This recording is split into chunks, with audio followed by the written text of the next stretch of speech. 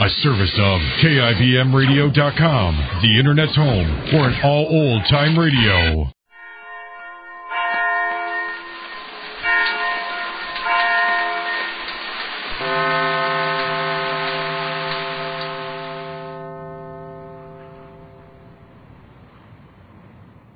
Hello, my friends, the Heinz Honey and Almond Cream Program.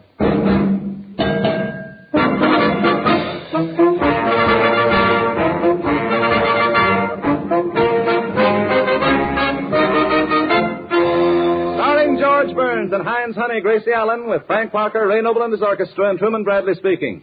100 million strong, that's right, you can't go wrong. Keep going all day long. Thank you very much. Well, Gracie, say hello. Well, I'm pretty burned up, but I'll say it. Hello. Good. Ladies and gentlemen, tonight we're going to offer the second episode. Nobody can say that I'm not a law-abiding citizen. The second episode of RKO's Swiss Family Robinson. Laws are laws, and I'm going to obey them. You remember, folks, last week... He followed me out of the bakery, into the meat market, out of the meat market, into the grocery store. Who followed you? This morning. This morning? Said to me, aren't you Gracie Allen, that beautiful and pretty little girl on the radio? Well, here we go. Oh, I could have told him that I was far from pretty and that I was skinny and homely. But you didn't. I should say not. No. You're not going to get me for perjury. I see you're a law-abiding citizen. Well, sure. So he kept on following me. Good. Of course, I could have stopped him by turning on my personality, flashing my eyes, and giving out with a big smile. But you didn't. No. They're not going to get me for using deadly weapons. That would be against the law. Certainly. And then he grabbed me in his arms, and he hugged me and kissed me. And then he hugged me again and kissed me some more. Didn't you do anything about it? Well, I could have hollered and screamed and yelled and kicked. But you didn't. I should say not. They're not going to get me for disturbing the peace. You know, Gracie, every day you get more imbecilic. Every hour you get dappier, and every minute you get nuttier. Well, sure, there's no law against that. Oh, quiet. You remember, ladies and gentlemen, our play stopped last week with our boat being wrecked. The Swiss Family Robinson were floundering in the water. I played the leading part. The flounder. And now Gracie, as Mama Robinson, is going down for the third time. And even I'm beginning to sink. You can talk plainer than that, brother. There I was in the middle of the ocean, with my wife and 3 sons depending on me. What could I do? Deduct them from your income tax. I struck out in one direction. My wife struck out in another. And my 3 sons struck out in another. Who's pitching, Bob Feller? I was on my back, sinking very rapidly. Only my nose was visible above the water. My family was swimming around. Around the horn in 80 days. As tonight's episode opens, we're still struggling in the water, with no land in sight. Well, I'll take it. Hello, Heinz Honey speaking. What? Oh, is that so? That bad, huh? Well, goodbye. What? Driving 60 miles an hour? Oh, that's impossible. I wasn't out an hour. Goodbye. What? Oh, yeah. Goodbye. What? Well, you can't do anything to me. In the first place, the car doesn't belong to me. And anyway, I didn't have a license. Goodbye. What? The owner isn't here now, are you? No, I'm not. See?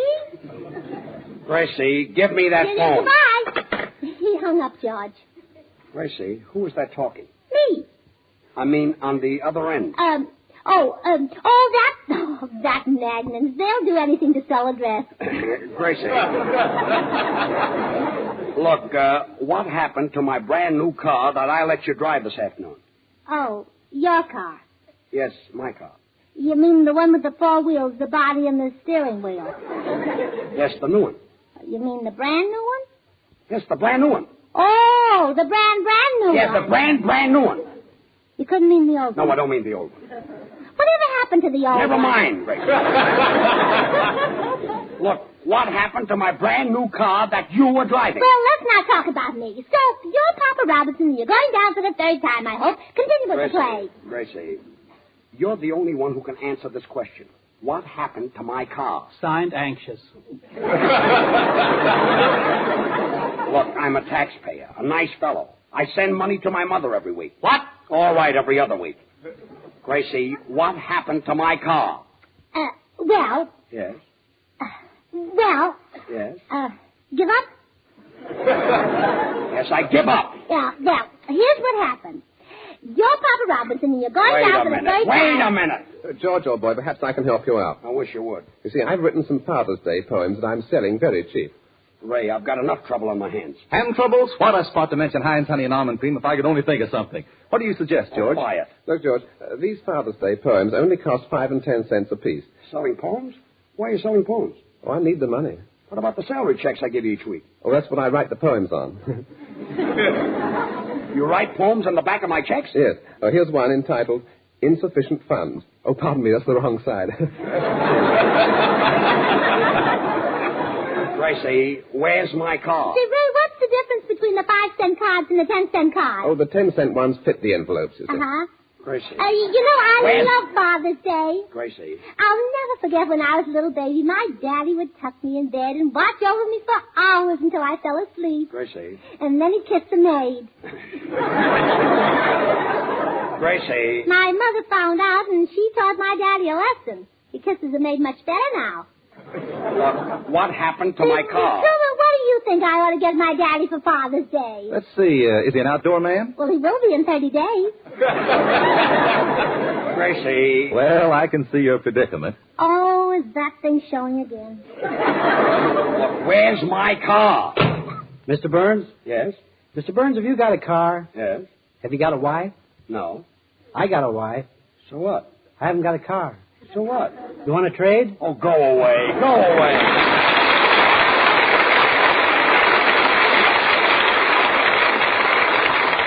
Have you got 49 cents? Okay, you've got enough money to get $1 worth of Heinz Honey and Almond Cream. Right now, and for a short time only, Heinz Big Dollar Size is on sale for 49 cents. Now think of it. Less than half price for the big family size bottle of Heinz lotion. 49 cents instead of $1. This is a swell opportunity for you to stock up on Heinz Honey and Almond Cream for the whole summer. Heinz is extra creamy, extra softening to dry, rough hands. And it will keep your knees looking smooth and pretty when you wear shorts in the new bare knee fashions. Don't forget, now is the time to save money on Heinz Honey and Almond Cream. At 49 cents, less than half price, you save 51 cents on the bottle. Even at its regular price, this big dollar-size Heinz is famous as the economy buy. Get Heinz 49-cent special tonight, and you'll have plenty of Heinz lotion on hand to keep your skin feeling good, looking grand. And now, Frank Parker. Frank sings Perfidia, or Tonight. Frank?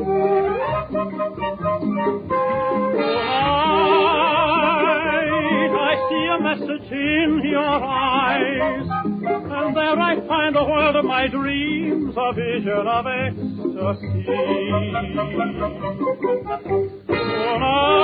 Tonight, you bring a glimpse of paradise, a tale of love in each little smile that whispers of joys to me.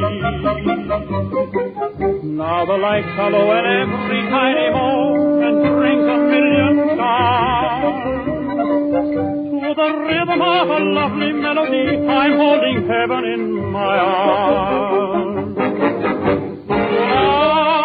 Tonight, a magic spell our hearts entwine, and now I feel the touch of your hand that tells me tonight you're mine. Tonight, all the world will sing a haunting melody. I belong to you and you belong to me. Tonight, I see a message in your eyes, and there I find the world of my dreams, a vision of ecstasy. Tonight, you bring a glimpse of paradise, a tale of love in each little smile that whispers of joys to be. Now the lights are low and every tiny moment brings a million charms. To the rhythm of a lovely melody, I'm holding heaven in my arms.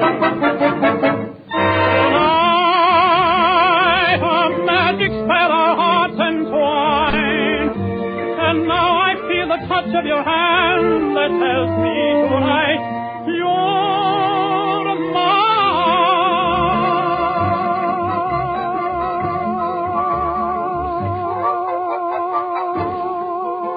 $4,000 car, and I don't know what happened. George, what about my song? Go ahead, sing it. Sing it? I just sang it. Well, it was good. It was fine. It was great. Oh, well, thank you, George. I'm certainly glad you liked it. Shut up. Shut up. Wait a minute. You can't talk that way to me. Who can't? You can't. Well, I did. Yeah? See this muscle? What muscle? Well, that's funny. It was here a minute ago. Look on the floor. Maybe it fell down. Well, and now for the play. Actors, music, curtain. Gracie, there's going to be no play. There's going to be no talk, no nothing. I want one question answered. Where's my car? You're pretty stubborn, aren't you? Where's my car? Well, anyway, I didn't hit the vegetable wagon. What vegetable wagon? The one I missed when I hit the truck. You hit a truck? Did I turn white? White? It was a milk truck. A milk truck? Yeah, it's hard to drive with your eyes closed. You were driving with your eyes closed? Well, I can't bear to see accidents. No, that's fine. And I just bought it yesterday. Oh, George, here's a Father's Day poem that'll cheer you up. I don't want to hear it, Ray. Well, then turn your back. Here's to Papa Dion, a man we all admire. His wife presented him with 5 children. Ray, is that all? Isn't that enough? My brand new car. Gracie, was there much damage done? Oh, just a teeny-weeny scratch in the fender. Oh, good. You ought to see your car. My car? Did you get any witnesses? 2 of them. Where are they? On the front bumper. Gracie, where is my car now? Well, so the Swiss Family Robinson are all struggling in the water. And to think I paid $4,000 cash for that car, and I don't owe a cent on it. Hello? Liar.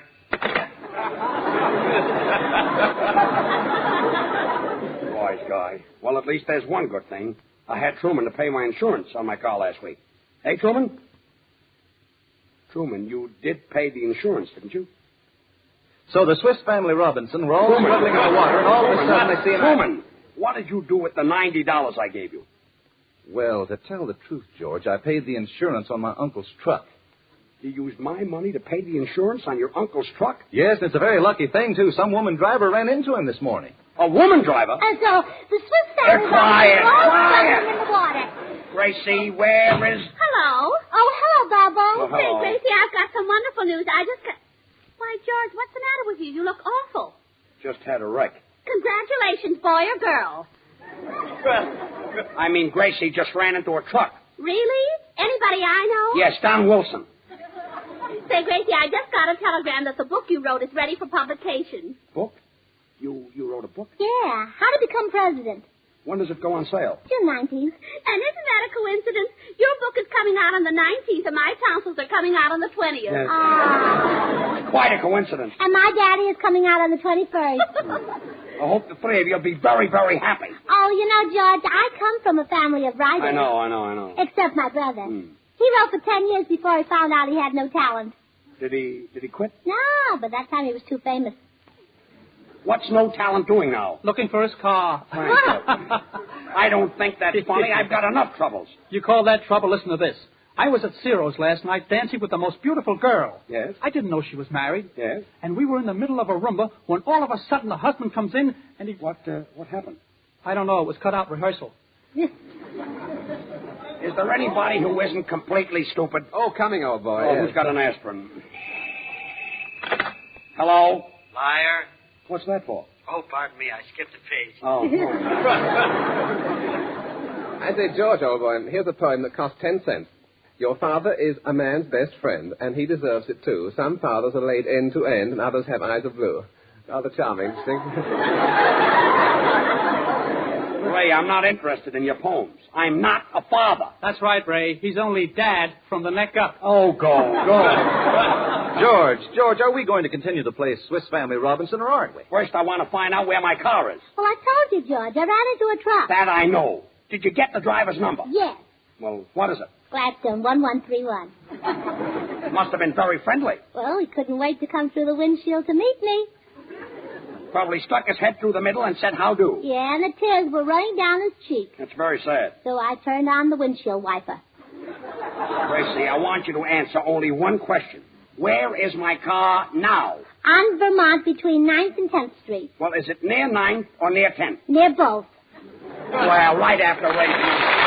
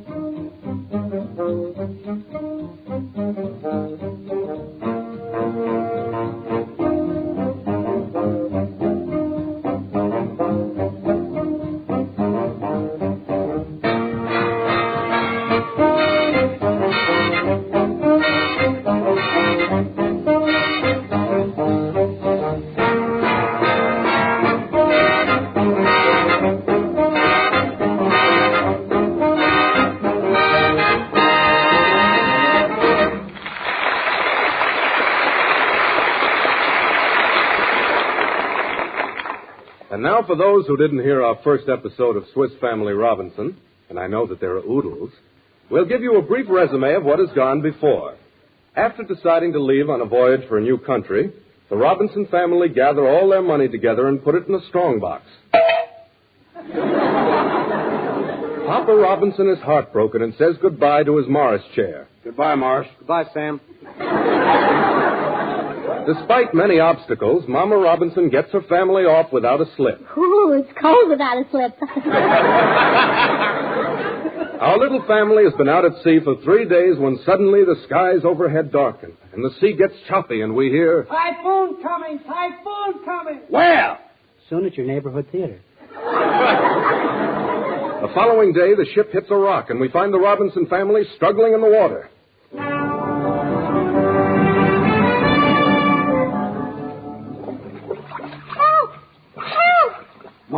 Mama, you've gone down 8 times. I know it.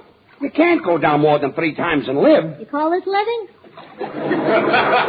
Going down 8 times. That's remarkable. Oh, well, if you think that's good.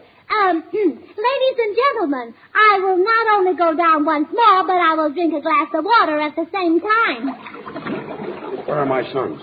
Frankie. Truman. Raymond. We're right here, Papa. Truman and I are fishing. Where's Raymond? We're using him for bait.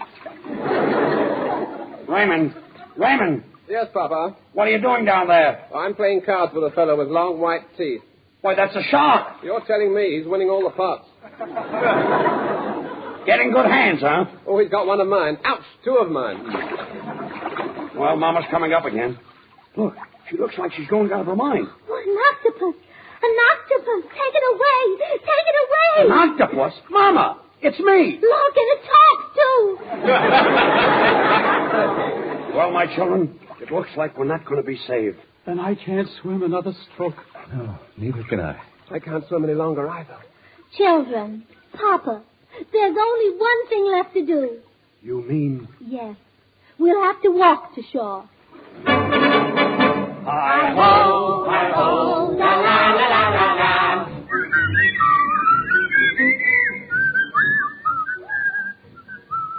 Look, we're on an island in the middle of the ocean.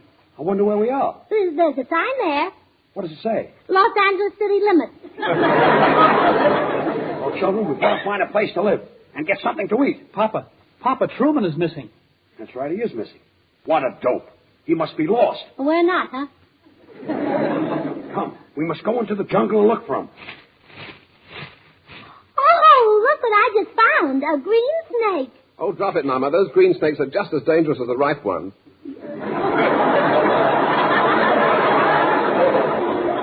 I must find my son Truman. We must press onward and onward into the jungle. Frankie, why are you putting that sarong on the ground? I'm setting a trap for Dorothy Lamour. What would you do if you caught her? Are you kidding?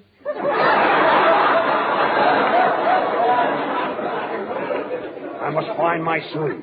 We must press onward and onward into the jungle. Help! Help! It's choking me. It's squeezing me to death. It's squeezing me to death. Mama, what is it, a boa constrictor? No, my girdle is killing me. I must find my son. We must press onward and onward into the jungle. Why, say, Papa, look, there's a gorilla. A gorilla? Oh, darn it, I just can't scare anybody today. I must find my son. We must press onward and onward into the jungle. Moolah! Papa, here comes the cannibal. Well, maybe he knows something about Truman. Say, cannibal, you see my son? Moolah! Him tall fella. Him sell Heinz honey and almond grain. Moolah! You can catch him in 10, 25, and 50-cent bottles. Dollar bottle now catch him for 49 cents? Yes. Me no see him. Moolah. Wait, I call my tribe. Chloe!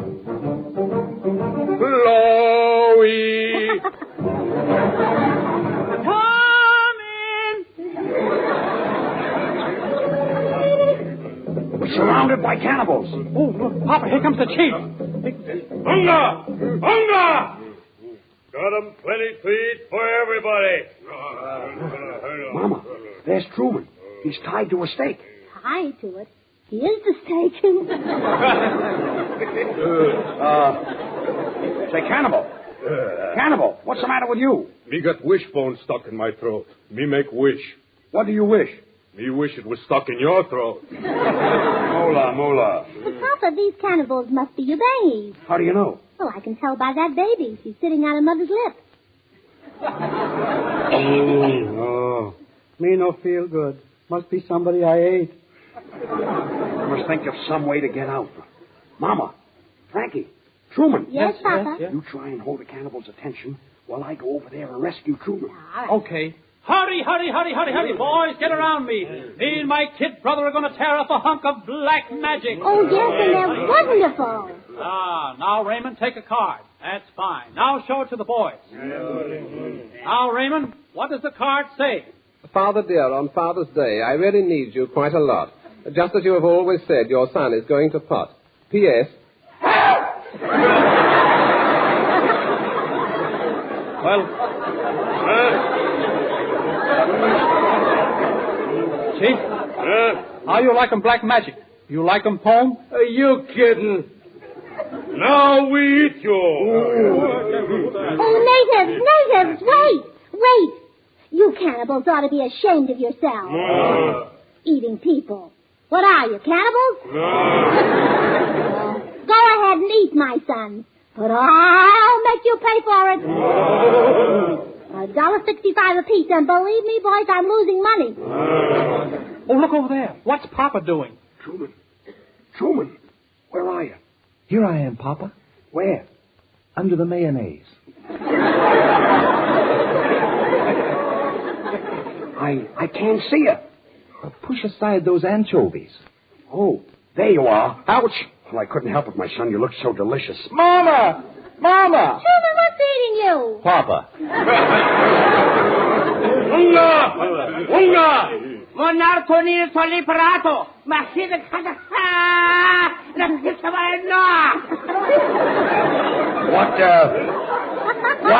What does that mean? That means we throw whole family in pot. Now you're cooking with actors. Light fire. Who got match? Right here, old boy. Thanks, kid. Not at all. Now, while dinner cooking, we broadcast them banquet.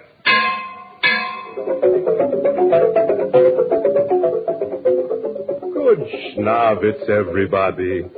This Cannibal Broadcasting Company. Moolah V. Kaltenborg speaking. Cannibal Broadcasting Company? What program is this? Eat the people. Eat the people?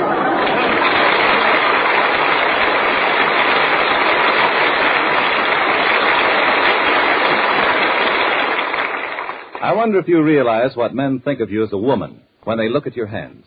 Why, one look at your hands tells a man right away whether you're a dainty, lovable person. The soft, smooth hands that you get by using Heinz Honey and Almond Cream may mean more love and kisses later, and that's no fooling.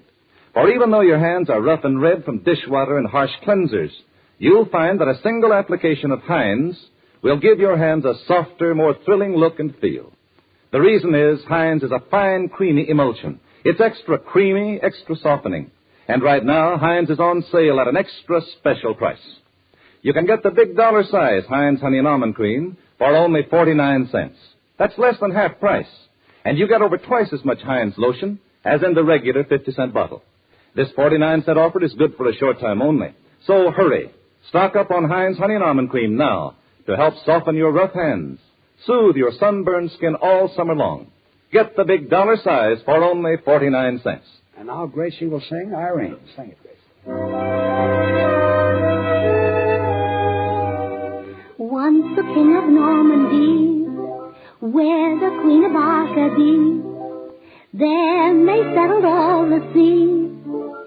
Shamrock came, then Kathleen, Sham was born and then Eileen.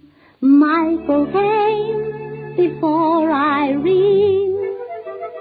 Irene, a little bit of salt and sweetness. Irene, a dainty slip of rare completeness. Mannerism, magnetism, eyes of youth and fighting. Dancing by with glancing eye, a flush of her exciting siren. The sword that captures hearts to charm them. Careful, beware. Now she's here and now she's there, followed by her step. Up she goes, down she goes, everybody's pet. Near or far, there you are, captured in the net. Our tippity witch Irene, no dare. I can see her driving into town in her quaint little Alice blue gown. Irene, it's from the picture of the same name, Irene, and she's a picture in the picture frame. Mannerism, magnetism, eyes of youth and fighting. Awful lot of words, but don't you think that they're exciting? Siren, the sword that captures hearts to charm them. Careful, beware. Now she's here and now she's there. Pardon me for slowing up, but don't you care? Near or far, there you are. Gotta get the mare. Oh, tippity witch Irene, tippity witch Irene, tippity witch Irene, no, there.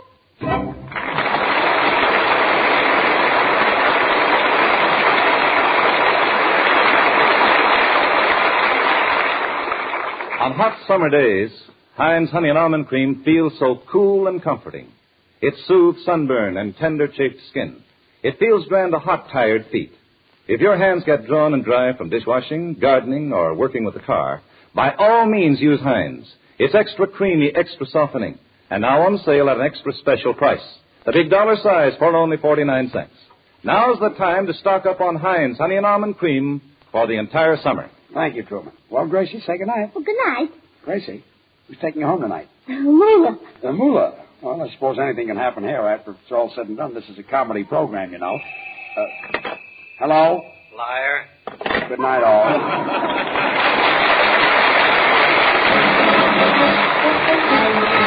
Next Wednesday, over these same stations, George and Gracie and all of us will be back again, don't forget. And don't forget, for honeymoon hens, it's Heinz Honey and Almond Cream. Truman Bradley speaking. This is the Columbia Broadcasting System.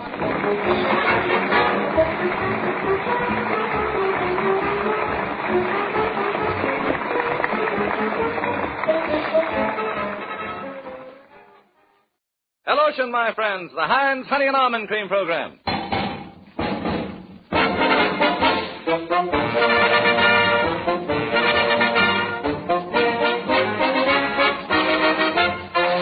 Starring George Burns and Heinz Honey, Gracie Allen, with Frank Parker, Ray Noble and his orchestra, and Truman Bradley speaking. 100 million strong, that's right, you can't go wrong.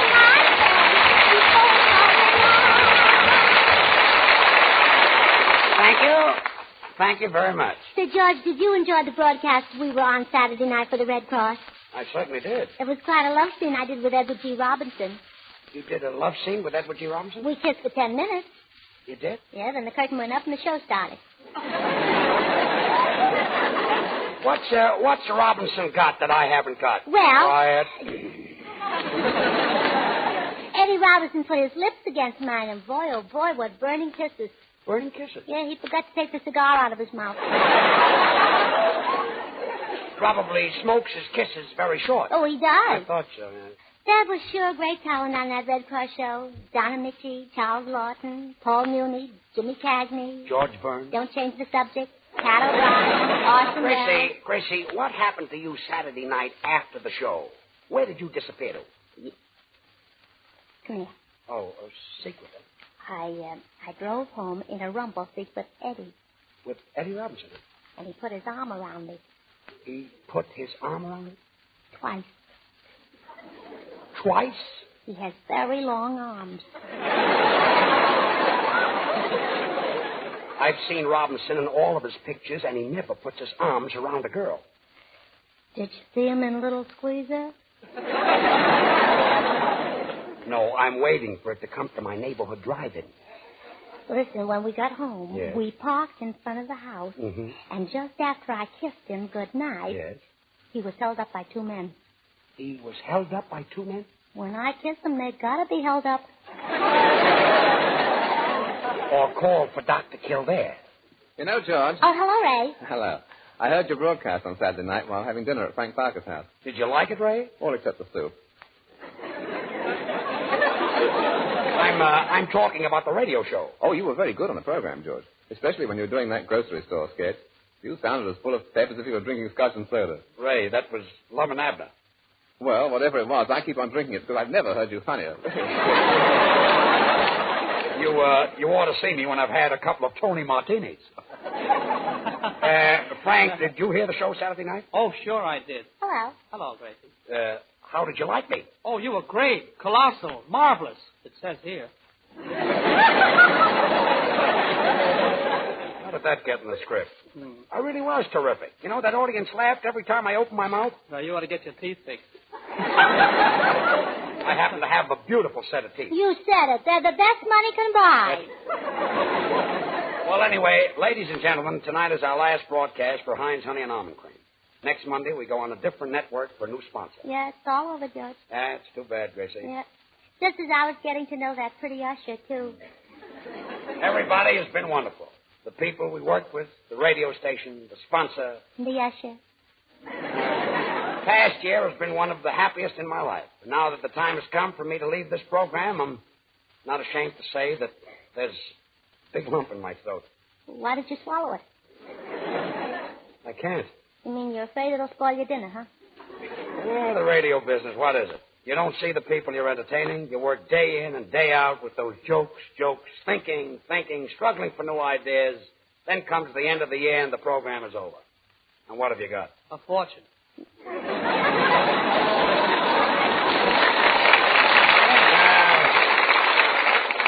Money. After all, Frank, what can you do with money? Are you kidding? Memories, and now it's all over. Yes, it's all over. And, well, I can't go on. I just can't go on. Oh, you must. I can't, George. I just can't. Why not? There's a page missing. Memories. Truman, I can remember the first time I met you. Sure enough, George. Was in the Brown Derby having lunch, and it just so happened I needed a fellow like you. Yes, to pay the check. If I remember correctly, Truman, I gave you a contract that day, and you took the check. Well, I had to. The contract was written on the back of it. Poor Truman. He doesn't know yet whether he's working for George or the Brown Derby. Well, he couldn't work for a sweeter guy. You really mean that, Frank? Oh, sure. I think the guy who owns the Brown Derby is a swell fella. Memories. Oh, yes, the good old Brown Derby, where you find directors, picture stars, extras. Extra? Yeah, extra for bread, extra for butter, extra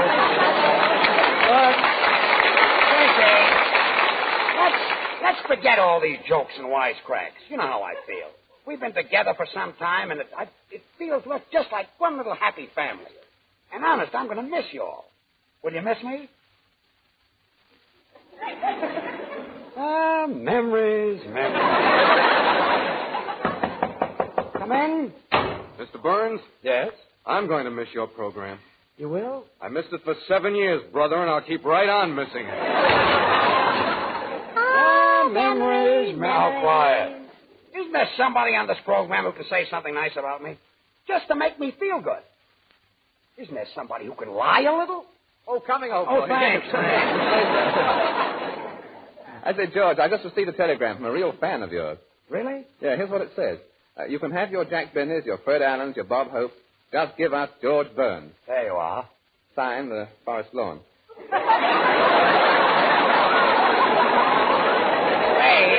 Ray, it might be a surprise to Forest Lawn, but I'm not dead. P.S. We can dream, can't we? Memories. Oh, quiet.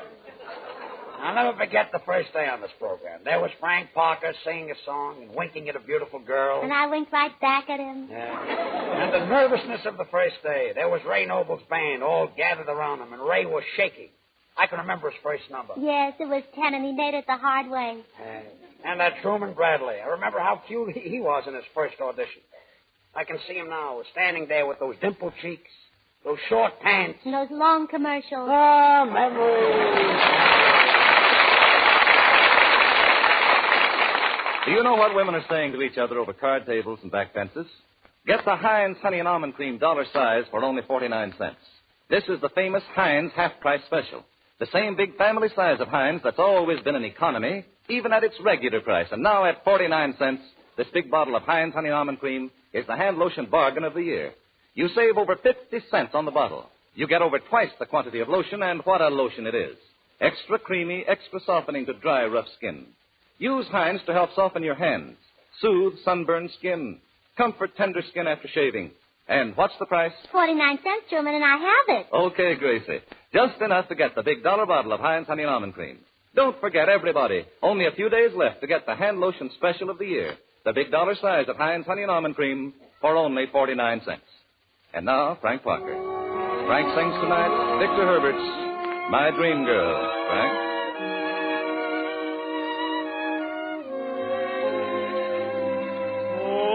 Smiling lips, if you could only answer.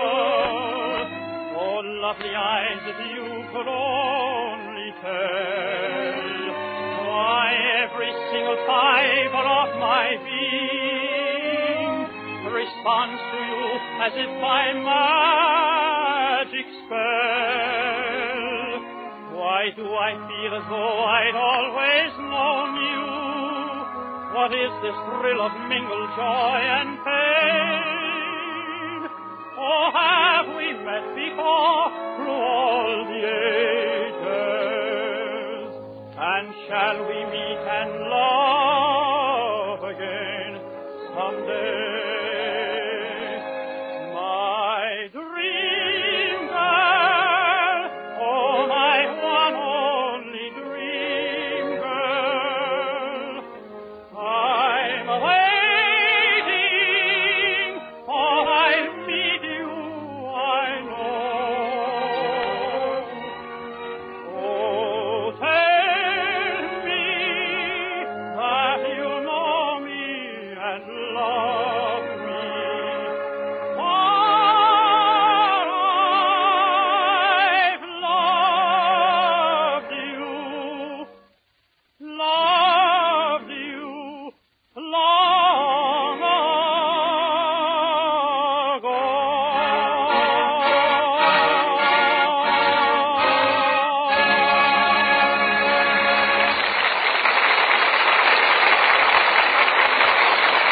really was beautiful, Frank. And when you're at the Bon Air Country Club in Chicago this summer, we're certainly going to miss you. Oh, stop worrying, George. There are several singers who are just as good as I am. Oh, now you're being modest. No, I mean it.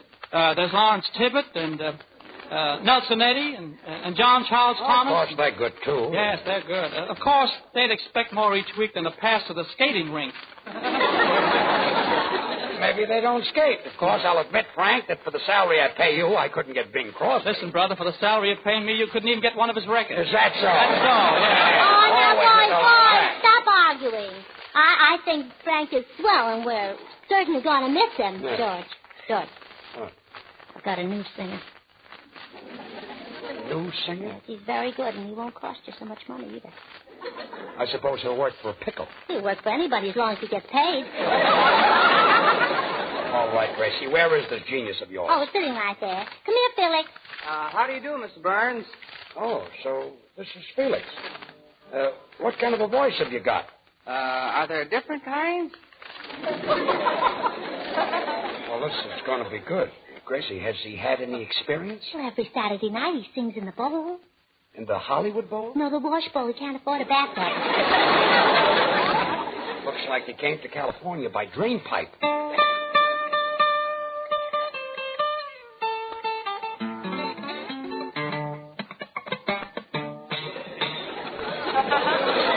Gracie, will you let me do my own hiring? And firing, too. Oh, now, please, George.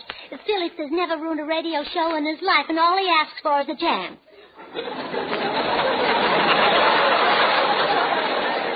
Well, was he ever on a radio show? He was sponsored on a morning program. Yeah, but what about his voice? Well, that's what the sponsor was mourning about. Well, go ahead, Felix. Let me hear you sing. No, wait a minute. I'm his manager, you know. How much are you going to pay him? You're discussing salary before I hear him sing? Well, sure, he gets more money that way. Turned out to be a unit, Fanchon and Gracie. Well, go ahead and sing, Felix. You go to my head, and you linger like a refrain. Where did you find him, in Griffith Park? Yeah, under a rock. Under a rock. I find you spinning my brain in bubbles of champagne. Yes. Sounds like the voice of no experience. Ooh, is he that good? Yes, he's great. You go Oh, that's fine. And you sip burgundy brew. Kid, isn't he? No, last week he had his tonsils removed. They threw away the wrong part.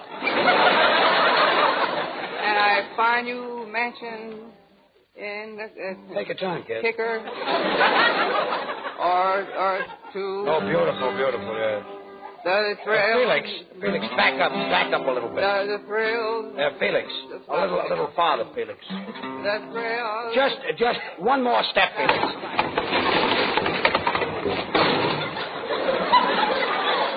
You go to my head. Oh, that was fine. That's that.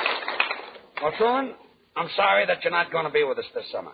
But I'm really happy that you've got that picture deal. Well, thank you, George. And I really want to take this opportunity to tell you how much I've enjoyed working for you for Heinz Honey and Almond Cream. Well, thanks, Truman. And sometime I'd like to try working for you for money, George. You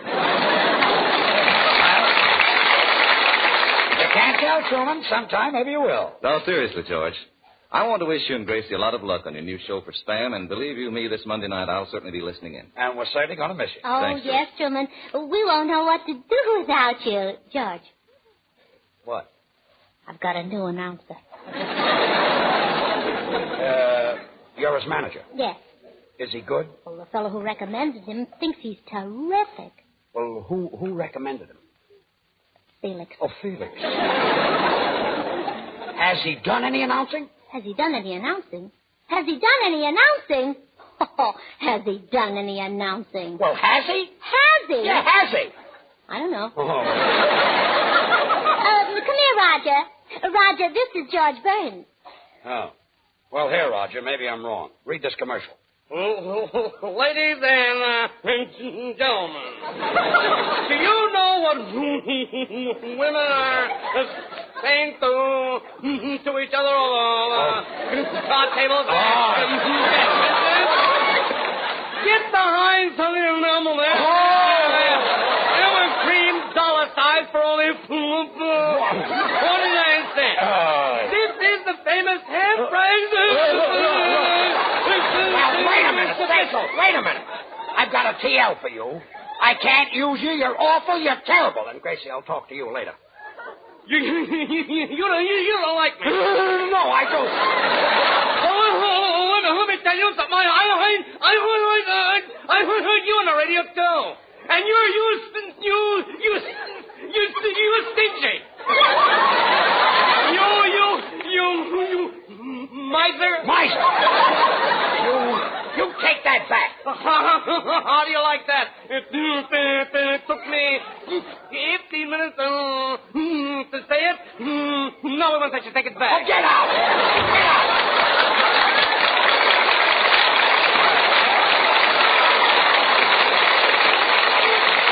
How do you like that guy? Wasn't that awful? You don't want him as an announcer, George? No. Too tall, huh? Yeah, he's too tall.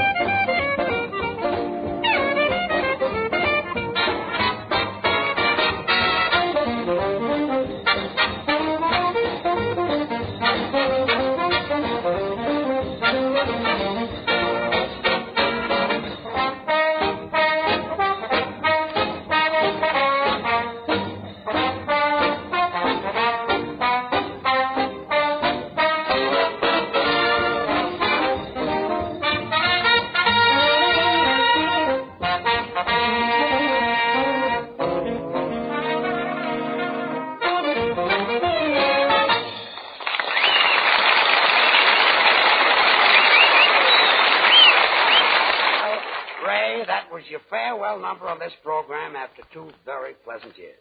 Ah, memories. That's right, Ray. Well, how do you feel now that you and your boys are finished? Oh, wonderful. This is the first time we've ever finished together. I'll sure miss those poker games I had with you boys. Oh, they'll miss them too, George. Wonder what my boys will do now for a living. At least, Ray, you haven't made up any funny cracks about the salary I paid you. Oh, well, old boy, it's nothing to kid about. Oh, thanks. Nothing to joke about, and it's nothing to laugh about. It's just nothing. I don't know why you're all picking on me for being cheap. Gracie was with me last night at Ciro's restaurant when I picked up a check for 25 people. Well, that's right, he did. Well, you call that being tight? Well, you would never have done it if you were sober. Why did I do that? Wasn't that silly of me? Gracie! Oh, yes, Bubbles. Well, your things are nearly all packed to move to the dressing room in the new studio. Good. But I had a tough time getting Clark Gable's picture in the trunk. Well, what did you do? I folded his ears. Oh. What about my picture? I left it on the wall. What for? Just for laughs. I say. Say, Bubbles, did you pack the bowl of goldfish in the trunk like I told you? Yes. You packed a bowl of goldfish in the trunk? Well, sure. The goldfish won't be able to breathe. Oh, yes, they will. I made a little hole in the bottom of the bowl. Well, that takes care of that. But what about the water? Won't it leak out? No. Those goldfish know enough to keep their mouths shut. I wish you did. Say, Gracie, your trunk is packed so full there isn't any room for your toothpaste. Oh, well, then make room. Just squeeze the paste out of the tube. Yeah. Give you more room. And throw the paste away? No. Put it in the pocket of my robe so I'll know where to find it. Yes, hurry, Bubbles, and don't forget to clean out the Frigidaire. I did, and it tasted delicious. Oh, good. Say, George. Yes, Frank? Well, it's getting close to the end of the program, and we've done a lot of kidding and a lot of clowning, but I want to take this moment to tell you that if in the past 2 years I've done anything to hurt your feelings, insult or ridicule you, I thank you. Well, that's a fine thing to say. Oh, George, he's only kidding. Frank even chipped in for the farewell present we got you. Present? What present? Oh, go ahead, Ray. Now's the time. Well, at a time like this, it is customary to give one's boss a farewell gift. I know all those things you said before were just a rib. Well, I've prepared a word of presentation, if I may read it, George. Sure, go right ahead, Ray. I'd love to hear it. Well, here's to the boss who's been a big brother. In fact, he's been almost like an old mother. No gift can repay such friendship true with a hey nonny nonny on a hitchy coo. That's beautiful, Ray, but where's the gift? Oh, yes. Well, where is it, Gracie? Oh, well, I told Frank to get it. Oh, I told Truman to get it. I told Ray to get it. I told Gracie to get it. I told Frank to get it. Wait a minute. I told. That's a fine how do you do. Well, George, you don't care who buys the gift, do you? No. Well, then you buy it. Well, anyway, Ray, I want to wish you and your boys a lot of luck this summer at the Palmer House in Chicago. Thanks, George, and I know your new program for Spam starting this Monday will be a great success. Thanks, and we're certainly going to miss you, Ray. But nobody will miss you like I will. Oh, really? We'll never be able to replace you, Ray, George. What? I've got a new band leader. Recommended by Felix? No. Roger. You ought to be a doll. Oh, this fella's sensational. He's the society band leader. Now, listen, Gracie, now, I don't... Please, here he is. Randolph, come here. George, this is Randolph Clark. How do you do, Mr. Clark? Mr. Point, this is a moment momentous to me. To have the pleasure of wielding the baton for such a well-integrated group of artists. Where do you find these guys? You hear me in New York at the concert in the park? Houston? No, Houston, no. George, he plays with one hand. Plays what? Oh, he plays with one hand. Plays the piano? Yeah. Oh, he holds his nose with the other. Yeah, he does. Excuse me, but my music is never forgotten because in the invited course of my symphonies, there is always prevalent the undercurrent of print and counterprint. Didn't I see him wrestle last Monday? Yeah, he was the fella underneath. I thought that was that fella. You know, music ain't everything. Is that so? No. But for instance, yesterday, I was at the art museum scrutinizing prodigiously Whistler's mother. And you know something, Mr. Boyne? Shouldn't you wait on me in the greasy vest? Most people look at a picture like Whistler's mother and they don't get the full meaning. They think it's just a picture of an old lady. Well, there's more to it than that. Is that so? Oh, emphatically. Now, for instance, they don't capture the mood or the thought of the artist. Whistler's mother is more than a picture of an old lady looking out a window. She's thinking.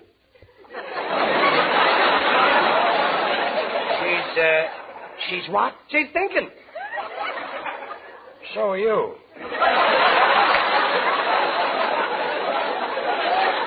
I choose to rise above you. Some truth.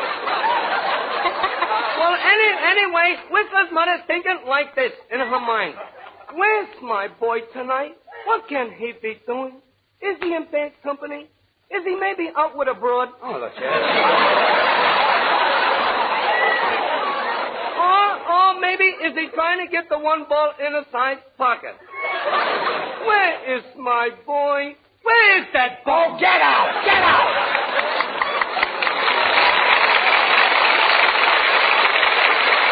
Now, what do you think of that? Well, George, Wasn't he? didn't you like him? Like him? No.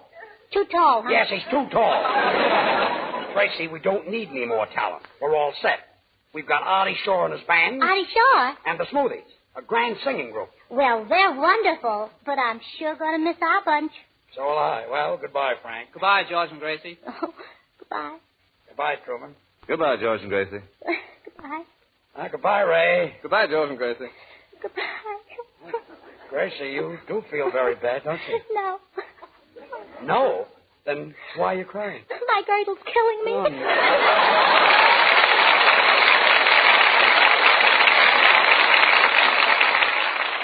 Well, now that summer's really here, you'll be getting out in the open, playing tennis, swimming, or at least stretching out and sunning yourself. And say, at the first hint of sunburn, be sure to soothe your skin with Heinz Honey and Almond Cream. Heinz lotion is cooling and comforting and is great for smoothing skin that's rough and scaly from exposure. This fine emulsion is extra creamy, extra soothing, not a bit sticky or greasy.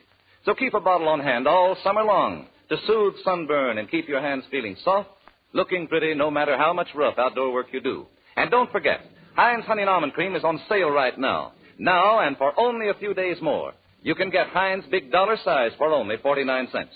Can you imagine that? Less than half price. You get over twice as much lotion for your money. It's bargain time for Heinz, so hurry. Stop in at the nearest toilet goods counter and ask for Heinz half-price special. Your big opportunity to get this Big Dollar Size of Heinz Honey and Almond Cream for only 49 cents. And now, Gracie, we'll sing an oldie again. Take it. Young Johnny Jones, he had a cute little boat, and all the girlies he would take for a float. He had girlies on the shore, sweet little peaches by the score. But Johnny was a Weisenheimer, you know. His steady girl was Flo. And every Sunday afternoon, she'd jump in his boat and they would spoon. And then he'd row, row, row. Way up the river he would row, row, row. A hug he'd give her, then he'd kiss her now and then. She would tell him when. He'd fool around, and then they'd kiss again. And then he'd row, row, row. A little further he would row, oh, oh, oh, oh. Then he'd drop both his oars, take a few more on toes, and then he'd row, row, row. She loved him so, so, so. She never thought of saying no, no, no. He never asked her 'cause she seemed to understand when he held her hand. And when you have an understanding, why go back to land when you can row, row, row? Oh, you'd be astonished how the time can go, go, go. You don't need a mustache or a barrel of cash. All you need is a boat, and you'll cut quite a splash. You don't need any dash. Gracie, or Gracie. Oh, if you can row, row, row. And now, good night, folks, and goodbye for the summer. Remember, you can have a happier summer with Heinz Honey and Almond Cream, the lotion that's so good and soothing for rough hands, sunburn, chafed skin, and that dry, puffy feeling that comes from doing dishes 3 times a day. Heinz is extra creamy, extra softening. And now on sale at an extra special price, the Big Dollar Size, only 49 cents for a few days longer. Thank you, Truman. Now I want to thank the Heinz Honey and Almond Cream Company and tell them what the grand association this past year has been. And now I want to say farewell. Oh, not me. I'll never say farewell to Heinz Honey and Almond Cream. I've used it ever since I was a little girl, and I'll continue using it until I'm a little girl again. Well, good night, folks. Good night. Truman Bradley saying good night, everybody. Good night, George and Gracie. The song You Can't Brush Me Off is from the Louisiana Purchase. This is the Columbia Broadcasting System.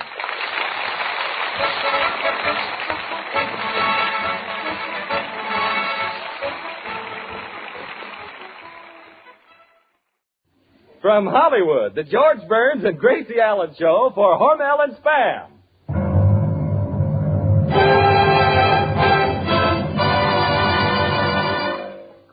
Crazy people. Spam, rebop, boom, spam. George Burns and Gracie orchestra. For singing glee, we're the Smoothies Three. Last but not least, and with Bud Heaston.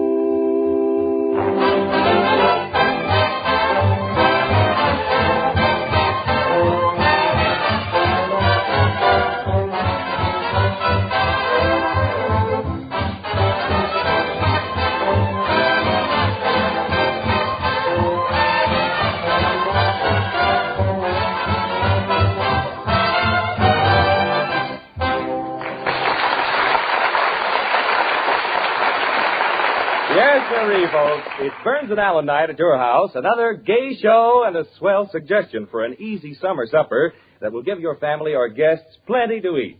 Get a can of Spam, S-P-A-M. Spam is tender, juicy, delicious meat, all ready to eat the minute you zip open the can. Slice this grand-tasting meat and serve with a mound of potato salad nestled in crisp, chilled lettuce, tomato stuffed with cottage cheese, or with a cool vegetable salad. It's hearty enough to please the huskiest He-Man appetite. And Spam saves kitchen time. No fuss, no bother. Ask your food dealer for Spam tomorrow. Then surprise your family with taste-tempting Spam and salad. And try the other easy recipes on the label. You'll find you can fry Spam, dice it, slice it, bake it. Because cold or hot, Spam hits the spot.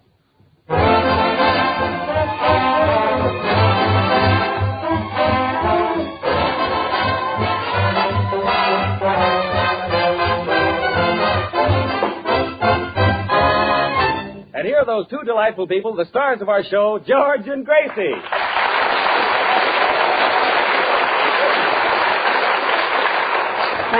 Thank you very much. Well, Gracie, what did you do yesterday? I went to Catalina. Oh, did you go alone? Well, naturally. Well, that's fine. But can I have my compact back? It's in your pocket.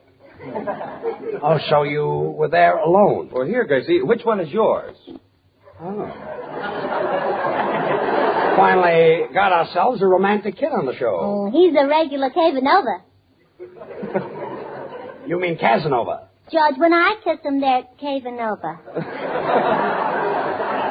Oh, yes, caving over. Get it? Yeah, this is my smart week this week. Oh, say, George. Hey, George, would you come here a moment, please? Oh, gladly, Buck. Say, George, I'd like to work with Gracie. It looks so easy. It does, huh? Would you like to try it? Would I? Oh, boy. Well, how do I start? Well, all you've got to do is walk up to Gracie and say, "How was your brother?" Then she talks for about 5 years. All I say is, "How is your brother?" Yes, but Bud, I've got a little TL for you. Yeah? In case you get in trouble, and there is a slight possibility, yeah, just sing Nola. Nola? Yeah, you know, daddly-doo, dee-doo. Oh, well, then I start by saying, "Gracie, how's your brother?" Go right ahead. Okay. I'll be standing right here. Take it nice and easy, Bud. Yeah. Gracie? Yeah? Gracie, how's your brother? Oh, the most terrible thing happened last night. Did? We were awakened in the middle of the night, and there was my brother sitting up in bed, and his eyes were sticking out of his head. His eyes were sticking out of his head. Well, yeah. What did you do? What did we do? We sent for a doctor, of course. Well, what did the doctor do? Well, he took Ann Sheridan's picture off the wall, and we all went back to sleep again.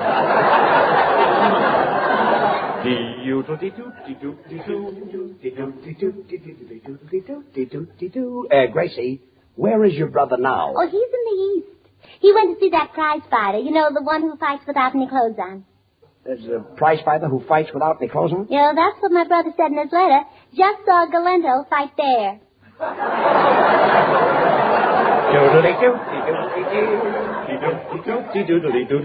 Well, Gracie, what does your brother do for a living? Oh, he's very wealthy. Oh, yes. He has 2 cars, lots of clothes, and he goes to Palm Springs for the winter and Lake Arrowhead for the summer. Well, what does he do for a living? Oh, he's a son-in-law.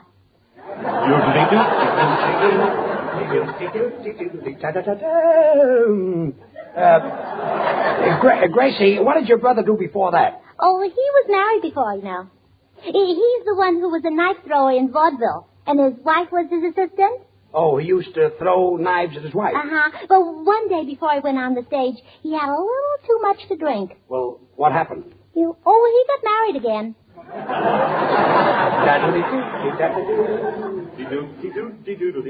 Well, Gracie, your brother, he sounds like quite a character. Oh, he is. You know, when he was a little boy, he played a trick on my father. He switched a hot and cold faucet in the bathtub. Was your father angry? No, but he will be when he finds out. Gracie, is that the brother with the scar on his neck? Oh, yes, the appendicitis scar. Appendicitis scar? Appendicitis is way down on the side of the stomach, you Yeah, see. I know, but he was so ticklish they They had had operate up here, yes. I thought so. Bud, are you happy? No. I thought so. Well, here are the smoothies. Hello, Spam. Well, it's very pretty. Oh, but beautiful. Yes, it's really something. Smoothies, can't you say anything without swinging like that? Surely, George. Anyone can do it, nothing to it. Spam, jam, high diddle did. Now we're driving, so take it, kid. Oh, stop with that. Take it. See, I used to be a dancer, and every time I hear "Take It, Kid," I go right into my dance. Oh, sure. You know, George used to dance for a living. Did he make much money? 10 cents a dance. I used to wear a bathing suit. I was Jansen with tears in my eyes. Well, never mind. Now the Smoothies are going to sing the Woodpecker song. Just a minute, Smoothies. Come in. This is what I do for a living. Hello, everybody. Oh, hello, Say, Bubbles. sound man, stop slamming the doors. You're going to break down the whole building. I know you're a very intellectual fella because you told me last week you went 4 years to Harvard. And if you think that being a sound man is beneath your dignity, why don't you go back to your family? Mr. Burns, I have 2 brothers. When my older brother graduated from Harvard, the dean told him he'd become a great scientist. He later won the Nobel Prize. I see. When my other brother graduated from Harvard, the dean told him he'd be a great playwright. He later won the Pulitzer Prize. That's so.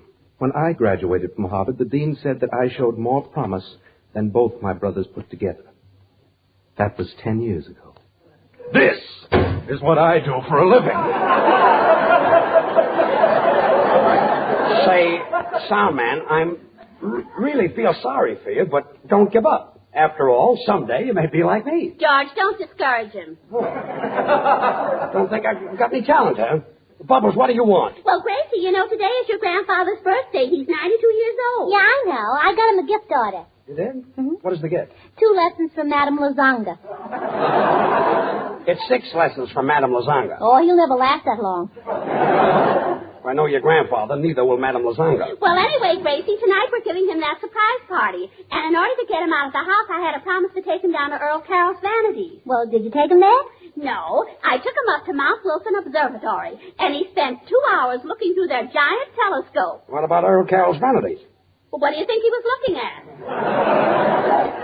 Where's the kid now? He's downstairs in the car. Oh, well, send him up and we'll keep him here until the party tonight. All right, goodbye. 4 years in Harvard. Oh, quiet. Oh, now listen, everybody. After the show, you're all invited to my grandpa's surprise party. Oh, we're going to have more fun, and there's going to be a big cake with 6 candles on it, and... 6 candles? Uh-huh. Your grandfather is 92 years old. Yeah, but the cake is only 6. Oh, I see. It's the cake's birthday, too. Smoothies, well, wait.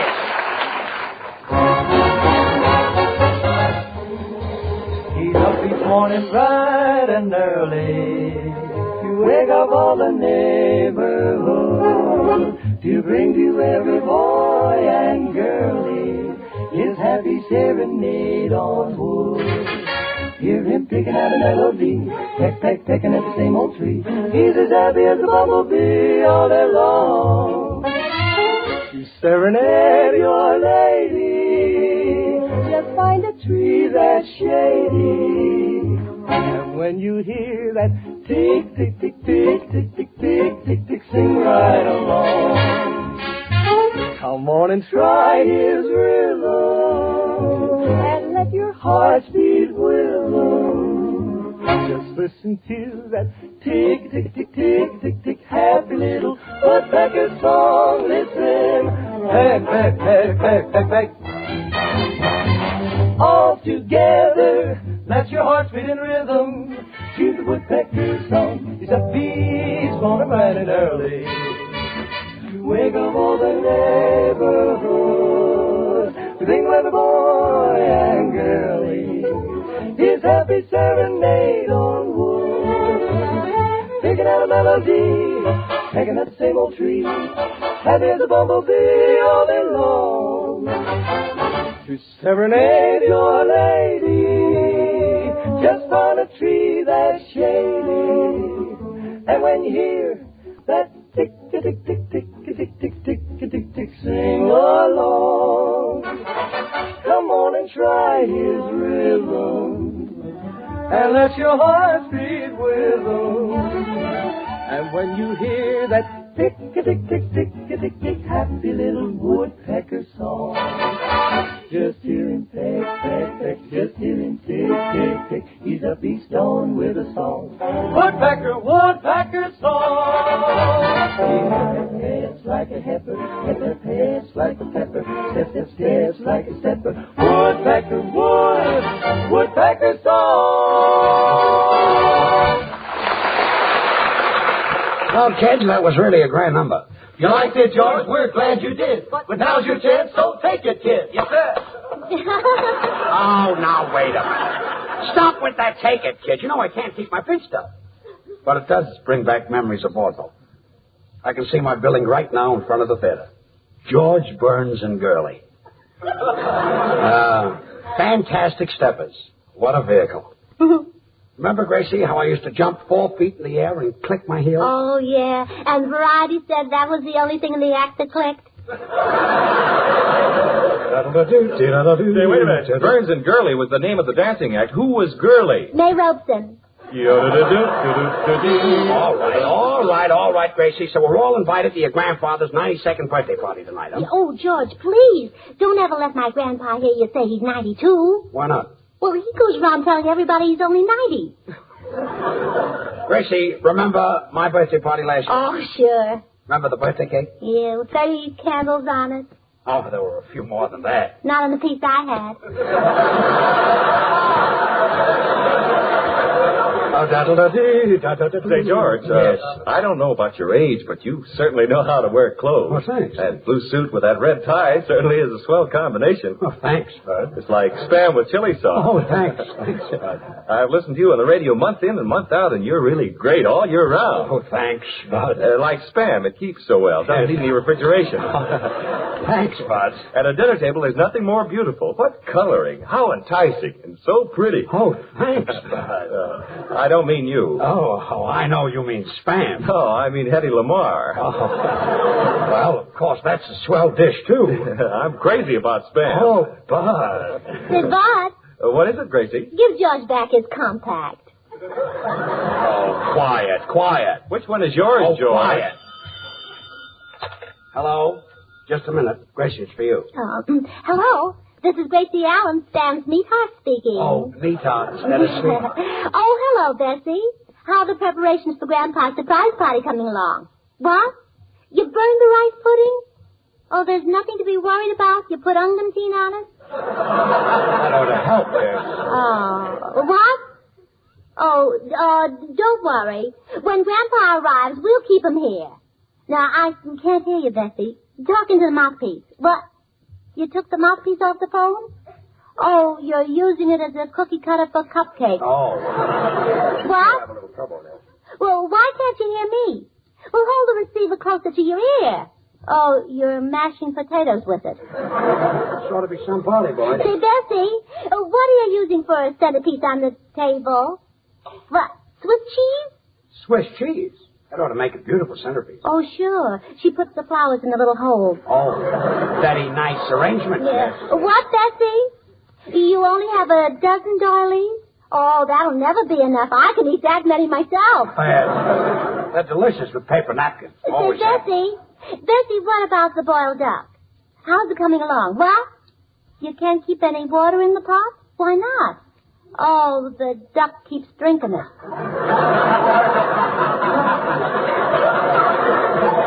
You mean the duck is living? If you call that living. Well, let's break this up. This is...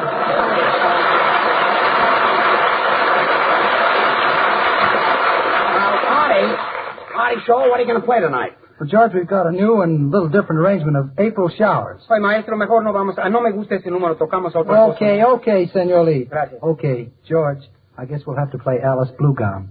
I see. Just because your South American guitar player, Senor Lee, who can't even speak a word of English, doesn't happen to like April Showers, you're not going to play it. That's right. But the April showers is a beautiful number. Oh, when April showers will come your way. They bring flowers of their blooming May. George. And when it's George. George. Oh, yeah. George, is that April showers? Certainly. No, I don't like it either. You don't like it? That's right. Boy, I must really be lousy. Oh, that's right. Okay, Artie, play Alice Blue Gown. Okay, my sweet little Alice Blue Gown. Hey, Senor Lee, wait for your cue. What are you starting so soon for? Hurry up. I got a date. He's got a date. George, please. This is my problem. All right, boys, ready? 1, 2, 3, 4.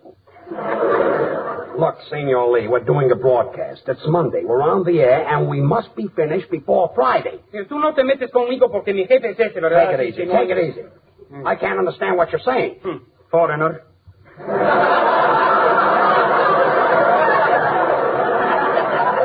Foreigner? Look, Artie, I've got a TO for you. If you don't get rid of that guy, I'm going to get rid of you. Now you're cooking with gas.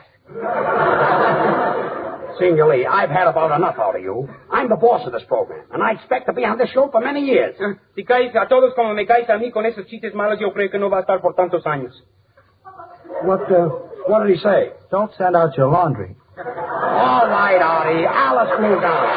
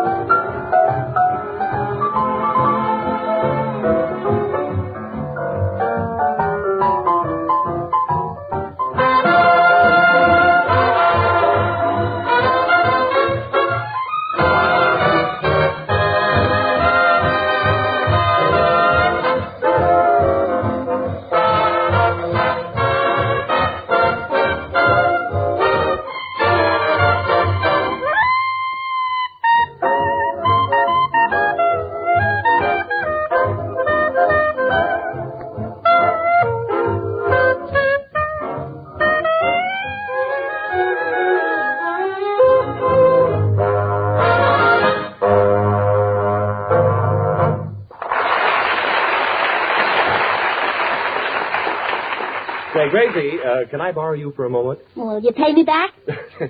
Yes. First, I want to tell you what every woman should know. Now, you and I have a date, Gracie. Where are we going? Follow me.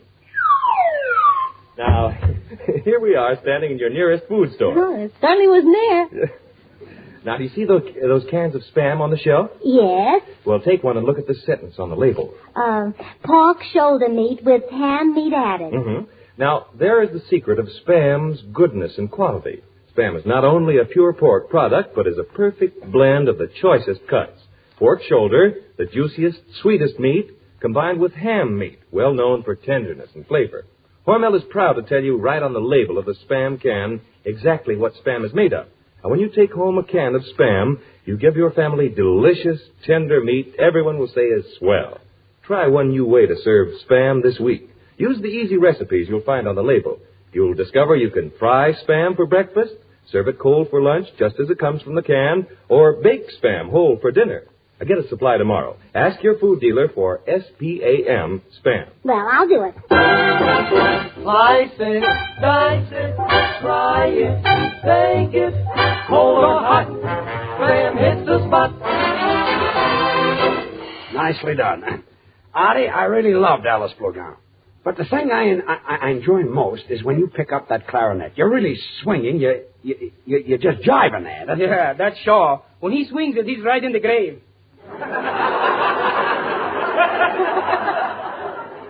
In the grave? Senor Lee, you mean in the groove? Yes, senor. In the grave means I'm dead, buried, finished. That's right. A million guitar players of the Union, and I had to wind up with this one. Yeah, George, What is it? come here. Oh, secret. Yes.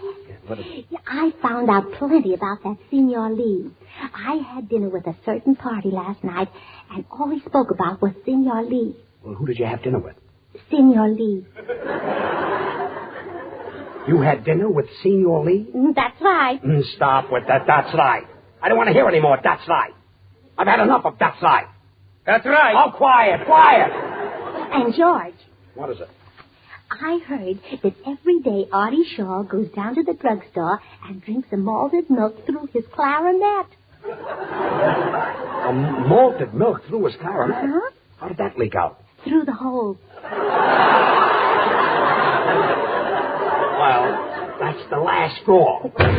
4 years and a half. Quiet. Gracie, look who's here. Well, don't tell me it's my grandpa. Well, I ain't a bag of flour, but I've been through the mill. Yahoo! Pick me up, Grace. Well, he practically fainted. How do you revive him? Well, just fan him. Fan him with what? There's Dorothy Lamour. Yahoo!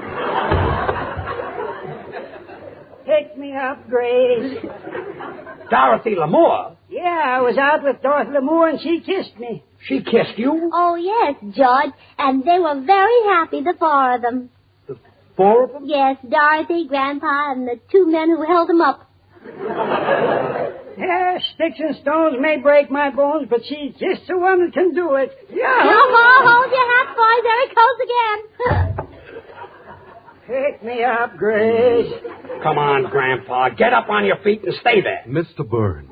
Now, what's the sound, man? What do you want? An old man, 92 years old, does nothing all day long but run around with Dorothy Lamour. So what? This is what I do for a living. Sound man, this may surprise you, but you're not the only one on this program with a brain. Oh, thanks, George. You're welcome. Grandpa, I want you to meet the cast.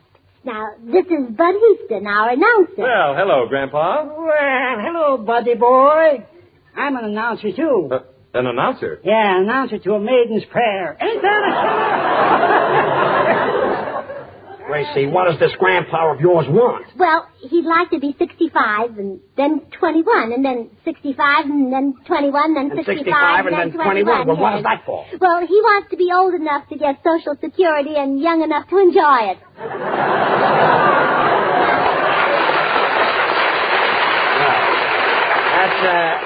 That's nice work if you can get it. Oh, well, Grandpa, these are the smoothies. These are the smoothies? Well, blow me down. Hello. Darned if they didn't. Pick me up, Grace. Gracie. Yeah, what is it? I want to ask you something. What happens at home with this young George Alice?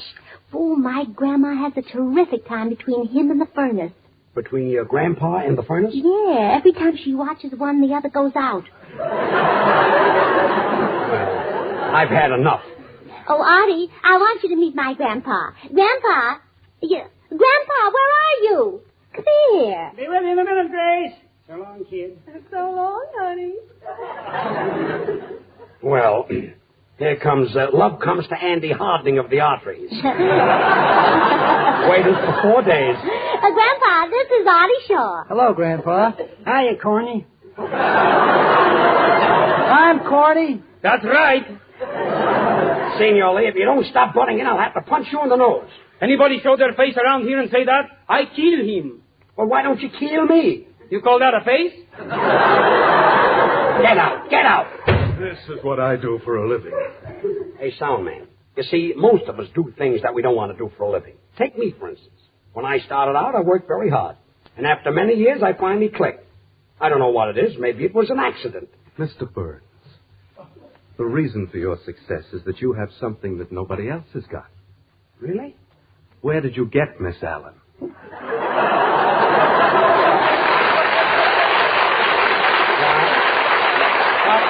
I got a TL for you. Grandpa, get away from those drums. Gracie, surprise party or no surprise party? Do we have to keep him here? Oh, George, you'll spoil the whole thing. There's no any way that we can quiet this old guy? Well, do what we do at home. Well, what do you do at home? Well, we just give him pictures of glamour stars and bathing beauties, and he sits in a rocking chair and sings. Well, what does he sing? Wishing will make it so. Well, he certainly picked out a nice number. Hey, Grandpa, give me back my clarinet. Yeah, here you are, Artie boy. Wait a minute, Grandpa. Take your teeth.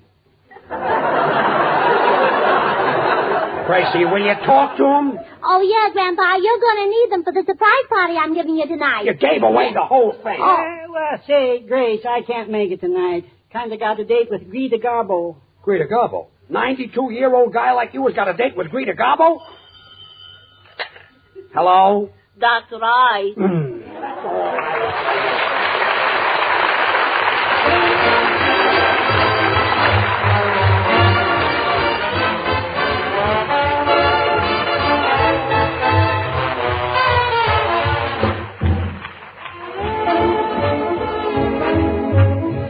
While we're waiting for George and Gracie to return, let me suggest an easy way to give your family a grand summer supper. Serve Spam and salad.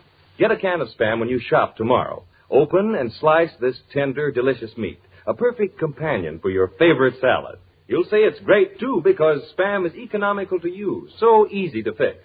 Surprise your family with Spam and salad tomorrow.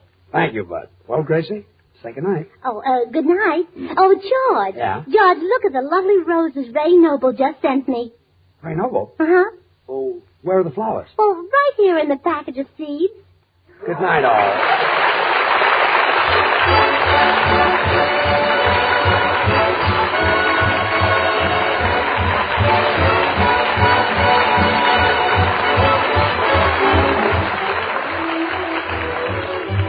Listen again next Monday night, same time and station, for another George Burns, Gracie Allen production with Artie Shaw and his orchestra and the Smoothies, brought to you by Hormel and Spam.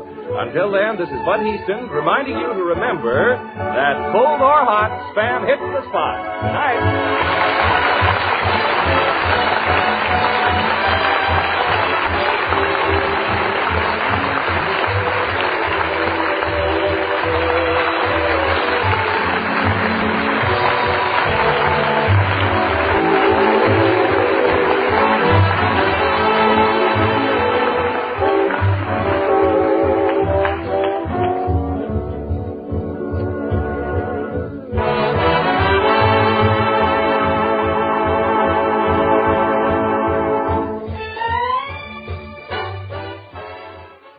From Hollywood, the George Burns and Gracie Allen Show for Hormel and Spam.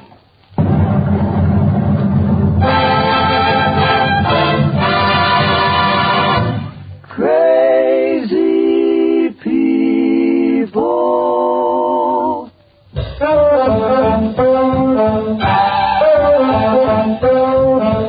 Spam, rebop, boom, spam.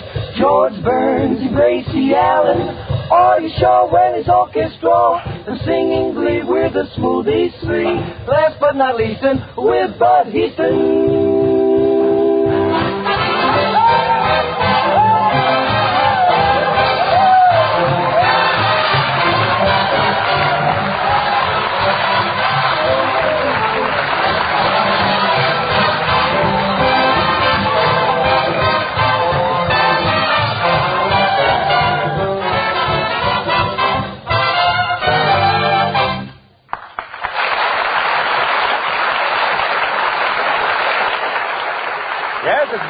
night at your house again. Fun and laughs with George and Gracie, and a hint on how you can laugh at Old Man Warm Weather. Serve Spam and vegetable salad. There's a cool, inviting meal you can summon to your table at a moment's notice. A meal that gives the family plenty to eat. Easy? Sure. Just open a can of Spam, spelled S-P-A-M, slice and put on a plate with the salad. Those juicy, tender slices of Spam really make the meal. Spam is grand-tasting meat with a flavor that's downright good. So ask your food dealer for Spam. Serve it tomorrow. Try those easy recipes on the label. Then you can vacation from the kitchen and have a good laugh on Old Man Warm Weather.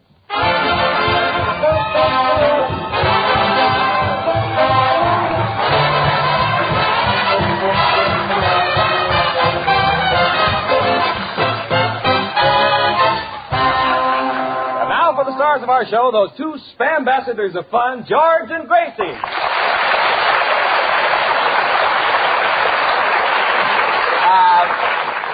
Thank you very much. Hello, Gracie. Hello, Bud. What do you think of the hot weather we've been having? Oh, boy, I wish I knew how to keep cool. Oh, I know what we could do, Bud.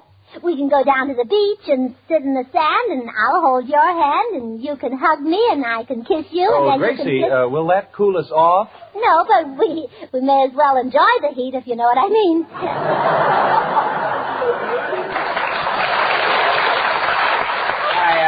I think he knows what you mean, and Gracie, quiet about the heat. The tourists might be listening.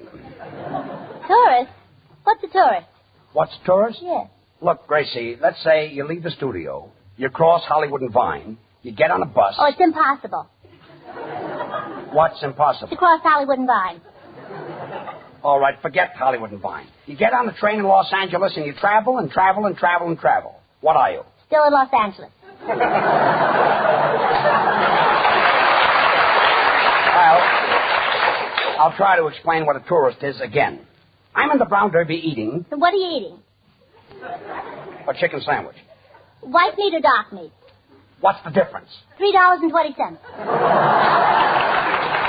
Well, then I come out of the Brown Derby. There are people waiting out there with paper and pencils. Are they waiting for you? Yes. What are they?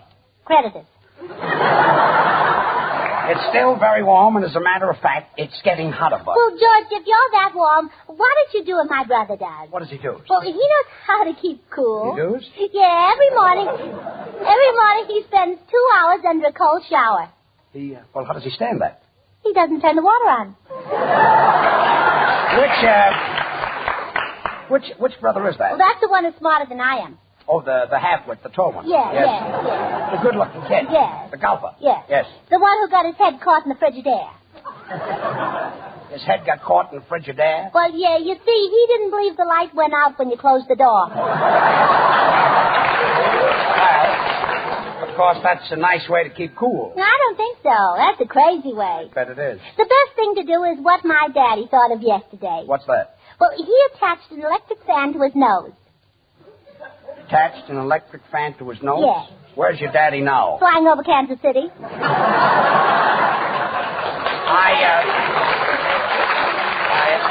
I really think I was better off with the tourist. What's the tourist? Quiet.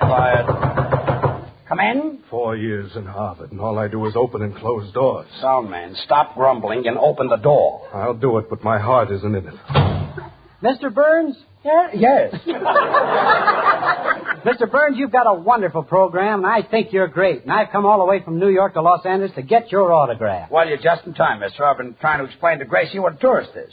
Now, if you came all the way from New York to Los Angeles and you want my autograph, what are you? Your brother Willie, remember?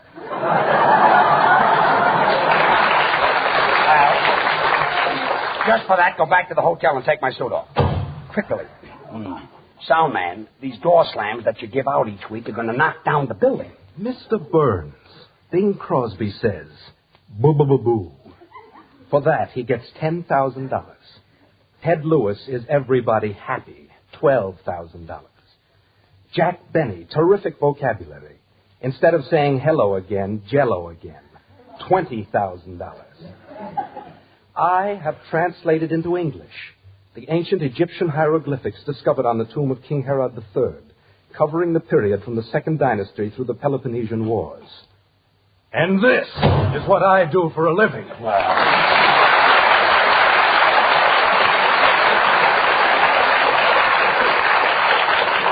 right. Right after the broadcast, I'll give you a gold star and a Tootsie Roll. And now the Smoothies, Babs, Charlie, and Little are going to sing a very... Señor Burns, con permiso, quiero decir una cosa, por favor. Hey, guitar player. Senor Lee, what is it now? There's one member in the orchestra who sings much better than the Smoothies. He is the greatest singer in the country, but he is too modest to tell you. Who was that? Me. You're the greatest singer in the country? You really think so?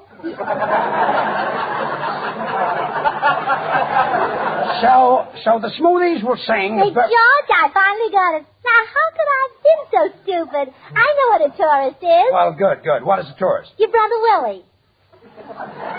Gracie, a tourist is a person who travels from place to place and never stops. Oh, Eleanor Roosevelt.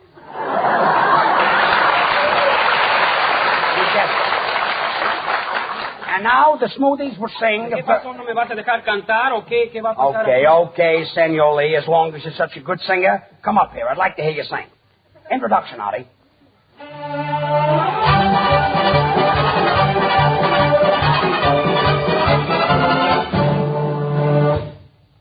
Not in the mood.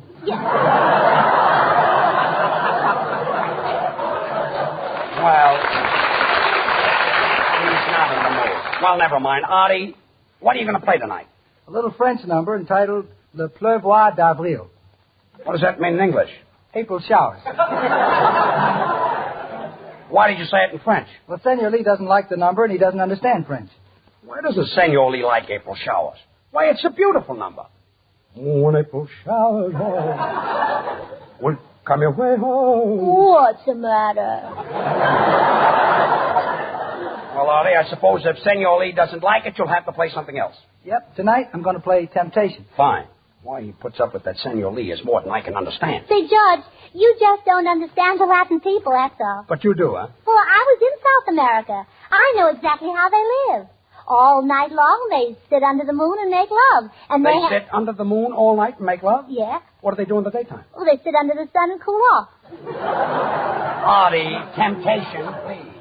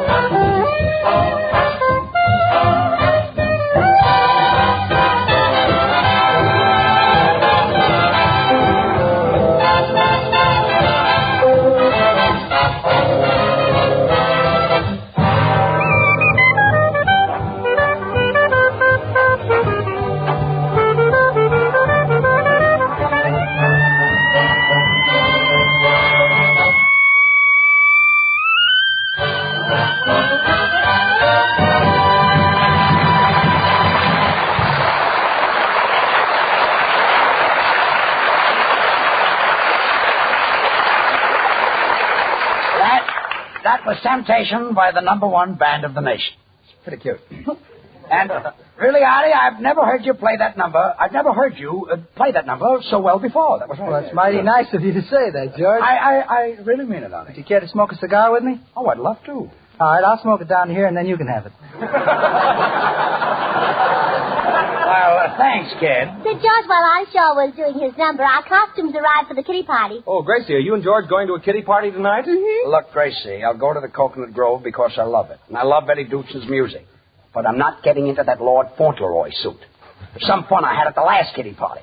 I spent 10 minutes bobbing for apples. And 20 minutes bobbing for your teeth. That was a cute sight. All those grown-up movie stars with lollipops in their mouths. Well, all of them didn't have lollipops. No? Joey Brown had a chocolate-covered shovel. Kiddie parties. It's not bad enough that you have to go dressed up like 5-year-old rollicking Rollo. You've got to entertain with the tiny tot stuff. After all, I'm not exactly 5 years old. You're not exactly 10. Certainly. Not exactly 20. That's right. Not exactly 40. Quiet. I can go on like this for years. But don't. Just don't. But how old do I look to you? Well, roughly, George, your face looks about 30. There you are, Gracie. But smooth it out and it looks at least 60. There you are, George. Not going to that kiddie party. They want you to entertain. What are you going to do, Gracie? Oh, I know a very cute story. It goes like this. Sorry. Once there was a nice little boy, and he saw a little angleworm who had nobody to play with. And the nice little boy felt so sorry for the little angleworm that he took out his penknife and he cut the little angleworm in half, and then he said, "Now, little angleworm will have somebody to play with." That's my story. That's very cute, but you see, I don't know any stories. George, here's a little poem you can tell. Jack and Jill went up the hill to fetch a pail of water. Jack fell down and broke his crown. See Dr. Cowan, credit dentist. I'm still not performing. Well, George, look, here's one. Little Jack Horner sat in a corner eating a can of Spam. He stuck in his thumb and pulled out some meat, which is not only a pure pork product, but is a perfect blend of the choicest cuts, pork shoulder, the juiciest, sweetest meat, combined with ham meat, well known for tenderness and flavor, and said, "What a good boy am I." Well, still not performing. Well, George, why don't you do a little poem like this? I don't want to hear it. Good. I always use a dial phone. With me, it never fails. I never guess my number, but it manicures my nails. Gracie, I'm still not performing. Mr. Burns, if you'll allow a sound man. Allow it. Here is a simple little poem which I recited when I was 6 years old. Poem. Species aromatic Rosa bacilli are red. Species genus Viola septuri are blue. C2H4016 is a split carbohydrate. And so are you. Oh. Why did you do that, You think I ought to do that I one? love that one. Still not performing. Senor Burns, I have a children's poem. Well, keep it. I'm a little wildflower, growing wilder every hour. Nobody tries to cultivate me. Caramba, do I smell. Boy, look, I've got a TL for you. Forget the poems, and I'm not going. Oh, but I've got a beautiful costume for you. A little short pants and a busted brown collar and a big bow and a little sailor hat. Oh, you look awfully cute. Dapper, huh? No, you're too old to wear dapper. Oh, well,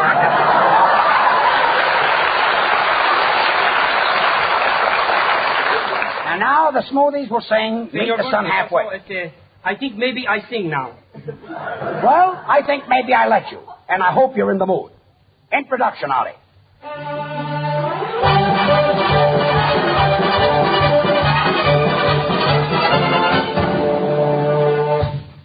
Not in the mood. Senor Lee, I don't think you ever sang in your life. Que barbaridad. I sang Carmen in South America. Well, I was there. Quiet. I can picture it now. There I am in the middle of the arena, the greatest singer in the world. Oh, dressed like a toreador. Thousands of people applauding. The lights dim down. I open my mouth. And the bull rushes out. Oh, Smoothies, the song.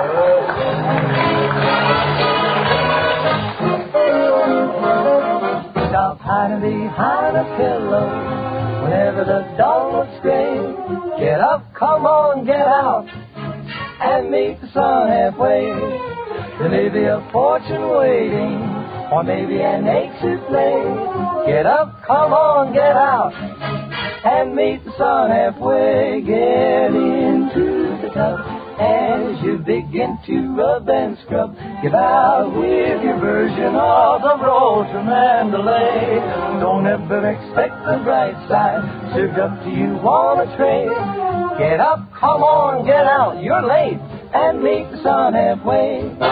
You had a good night, you didn't count sheep. Eat up for that going back to sleep. Hey, sleepyhead, don't you know what you're missing? Hey, sleepyhead, life can really be gay, so stop hiding behind a pillow whenever dawn looks gray. Get up, get out, get on your way, and meet the sun halfway. There may be a fortune waiting, or maybe an ache to play. Get up, get out, and meet the sun halfway. Get into the tub, and start to rub and scrub. Why don't you give out with your version of the road to Mandalay? Don't ever expect the bright side served up to you on a tray. Why don't you get up, get out, and meet the sun halfway? Come on, get up, it's sunny outside. Get out of there, you're on the right side. You meet the sun halfway.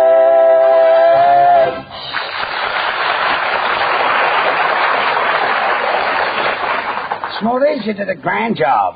Oh, George, can I take the microphone for a second here? Excuse me, please. I got a little problem here. See, platter, scatter, fatter.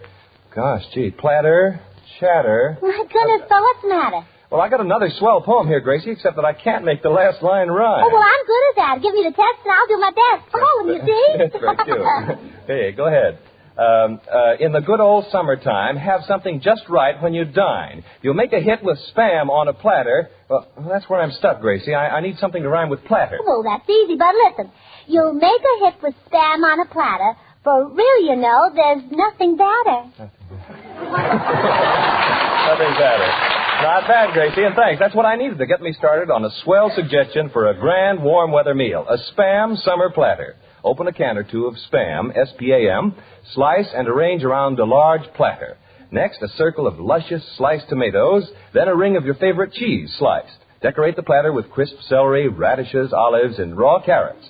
With potato salad, iced tea or coffee, and a simple dessert, you bring to your table a perfect summer meal. Just wait until Dad and the youngsters taste those juicy slices of Spam. Delicious meat that pleases every appetite because Spam is meat with a hearty He-Man flavor. You'll like it, too, because Spam is so easy to use.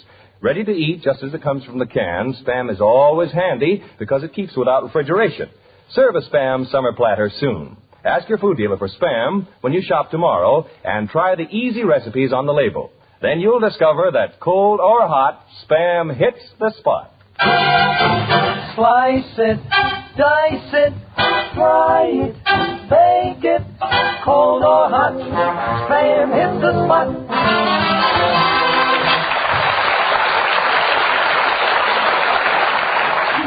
Smoothies, that was really swell. See, George, I saw all the costumes for the Kiddie Party tonight, and Georgie Jessel's wife's costume is the prettiest. It is, huh? Yes. Oh, it's very cute. She's going to wear little Bobby socks and a little baby bonnet and a little white play dress and a blue sash on it. Probably be very happy in a thing like that. Well, she should be. It was her wedding gown. Well, it's too bad, Gracie. I won't be able to see the dress. Why? We won't get there until after 9, and Mrs. Jester will be home before that. Oh, doctor's orders? No, the curfew law. Curfew law? Yes. What's that? It's a law that's just been passed in California. It's for the protection of juveniles. Who are they? Before you were 18, what were you? 17. According to the new curfew law, if you're under 18 and you're out after 9 o'clock, an officer comes up and serves you with a writ. Just me? No. If your brother is out, the officer comes up and serves him with a writ. And if his brother is out, he serves him with a writ. Now, do you know what it is? Yeah, the Ritz brothers. The only one who can explain a law like this to you, Gracie, is a jurist. But you don't even know what a jurist is. I do, too. What's a jurist? You cross Hollywood and Vine, you get in the bus, and you think it's your brother Willie. Turns out to be Eleanor Roosevelt. Look, curfew is a thing that's impossible to explain to an idiot. Mr. Burns, I think I can explain it to you. Well, thanks, Soundman. Thanks, oodles. I'll admit I haven't had a college education, so no matter what you're explaining, you're wasting your time because I can't understand it. So go back to your door. Peasant. That's what I do for a living. How did I get mixed up in a thing like this? No, none of this would have happened if you put on your kitty costume in the first place. All right, I'll go off stage and put it on right now. And I'll leave it to the rest of the cast and see if it doesn't look silly. All right, well, come right back. Yes, I'll be right back. Oh, Bud, I wish you were going to the party. Yeah, so do I. It's going to be a swell party. Mickey Rooney is going to bring Ann Sheridan and Charles Boyer. That's a funny thing. If Mickey Rooney is bringing Ann Sheridan with that new curfew law, Mickey will have to be home by 9 o'clock. Yeah, or else he'll be arrested for arson. Arson? Gracie, arson means burned up. So if you had to leave Ann Sheridan at 9 o'clock, you'd be burned up, too.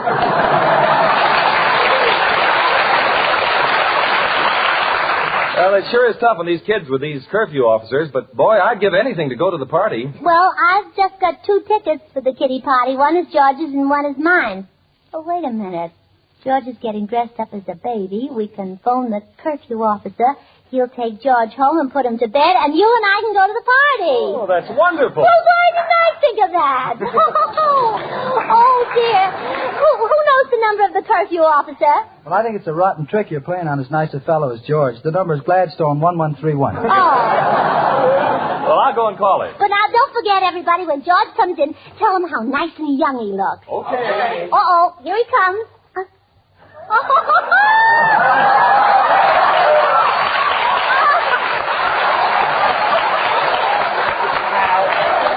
Here I am. Dad.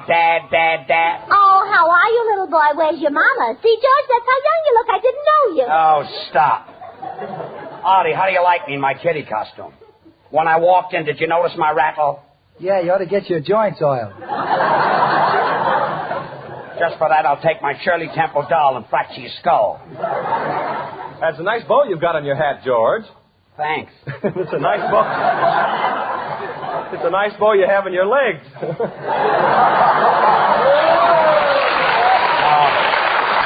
yeah? Oh, but you shouldn't say things like that about George. Thanks, Gracie. Legs like his are few and far between.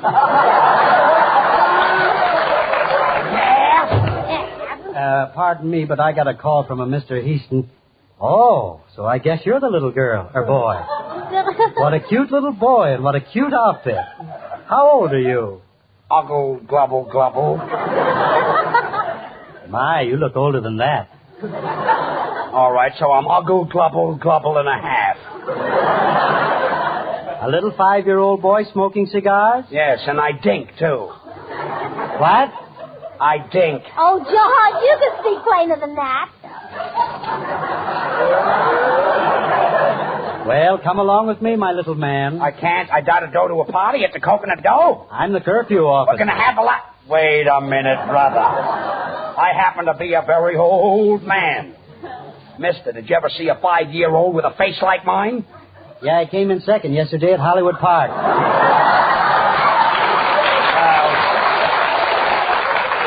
I don't know who framed this, but all I know is that I'm not going to any kiddie party. Here, Gracie, you can have the ticket. Oh, thanks. Oh, come on, curfew officer. We're going to a party. Well, Gracie, are you going out with that curfew officer? What about me? Well, you can go with him next week.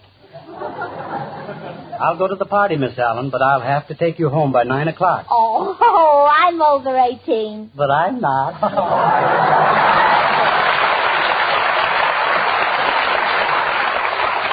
Well, that's fine. Bueno, entonces, ¿qué pasó? ¿Siempre voy a cantar o no? Artie, what does the senor want now? Now he's in the mood to sing. Well, all right, come down here and sing. What is the audience in the mood? Audience, are you in the mood?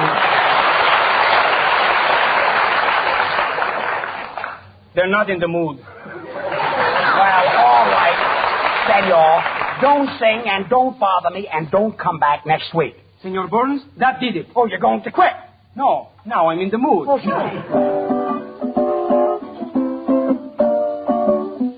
Una vez más te pido yo que me perdones, te pido que no me abandones, ¿qué hago sin ti? Una vez más quiero besar tu linda boca, ciego de amor y pasión loca que siento por ti. Yo tu belleza no la olvido, pues es difícil de olvidar. Tu nombre siempre lo bendigo, aunque tú me hiciste un gran mal. Te pido una vez más, quiero besar tu linda boca, ciego de amor y pasión loca que siento por ti. Ole, ole, ole,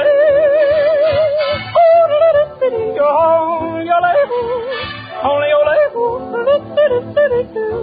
una vez más. Ole, ole, ole, ole,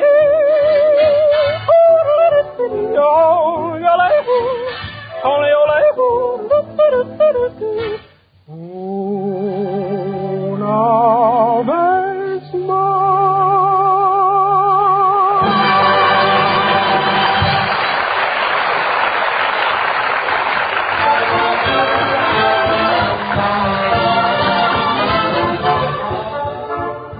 George and Gracie have asked me to suggest you try a Spam summer platter at your house real soon. You'll like the delicious, meaty flavor of Spam, the way it satisfies husky appetites. So just open a can of Spam, slice this grand-tasting meat, and let it headline a platter of tomatoes, cheese, crisp celery, and favorite summer fixins. That's the easy way to good, warm-weather meals. Ask for Spam, S-P-A-M, when you shop tomorrow. Try the simple recipes on the label. Thank you, Bud. Gracie, say good night. Oh, good night. Oh, say, George, Senor Lee's song made me feel so romantic. I feel like kissing somebody. Well, how about kissing me? Well, pucker up your lips. Well, they're puckered. Well? Not in the mood. Good night. Listen in again next Monday night, same time, same station, for George Burns and Gracie Allen with Artie Shaw and his orchestra and the Smoothies, brought to you by Hormel and Spam. Until then, this is Bud Heaston reminding you to remember that cold or hot, Spam hits the spot. Good night.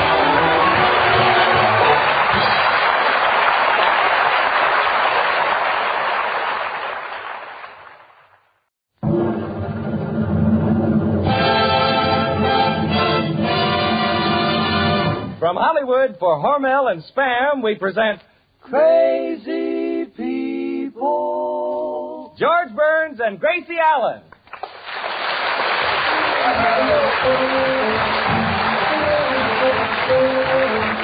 Spam, rebop, boom, spam. George Burns and Gracie Allen.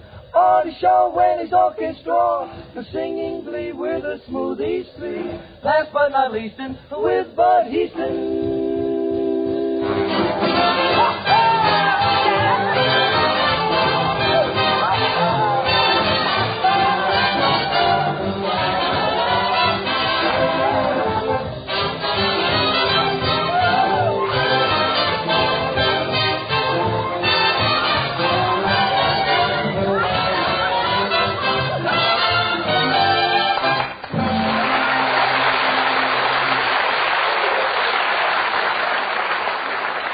Monday night brings another gay Burns and Allen show to your house and another hint for serving a warm weather supper. Get a can of Spam, S-P-A-M.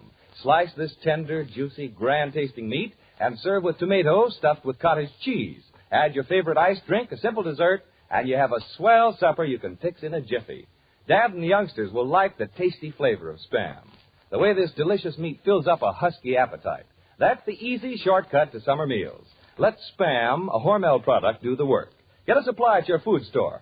Just ask for Spam, the meat of many uses that keeps without refrigeration. Be sure to try the easy recipes on the label. You'll be surprised what Spam can do for your meals.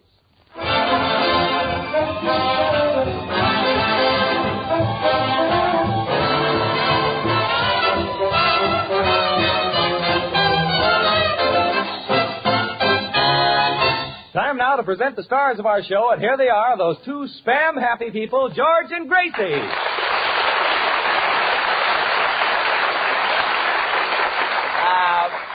Thank you very much. Now, don't forget, Bub, what you promised before the broadcast. It's a date tonight. You and Bud have a date? Yeah. Yes, George. Gracie wants me to take her to the Hollywood Bowl. This might be a surprise to you, but there's nothing going on at the Hollywood Bowl tonight. Well, there will be when we get there, if you know what I mean. I think I know what you mean, but before you get yourself involved in this little romance, Bud, it would be sort of a nice idea to meet Gracie's family. Oh, are they a sociable lot? Congenial. I met her brother, the dentist, and I said hello, and he nicely pulled out 14 of my teeth. From which pocket, George? The inside pocket, some family. Oh, yeah, but you should see my uncle's family. 17 in one room, and yesterday... 17 people in one room? Yes. How do they live? They take in boarders. Guess that's better than walking around in the hot sun. By the way, George, how did you and Gracie enjoy the kiddie party you went to last week, given in honor of baby Sandy? It was terrific. All the grown-ups got into kiddie costumes, and all night long, baby Sandy sat in the corner. Well, George, I saw what she wore. She sat in 3 corners. Well, that covers that.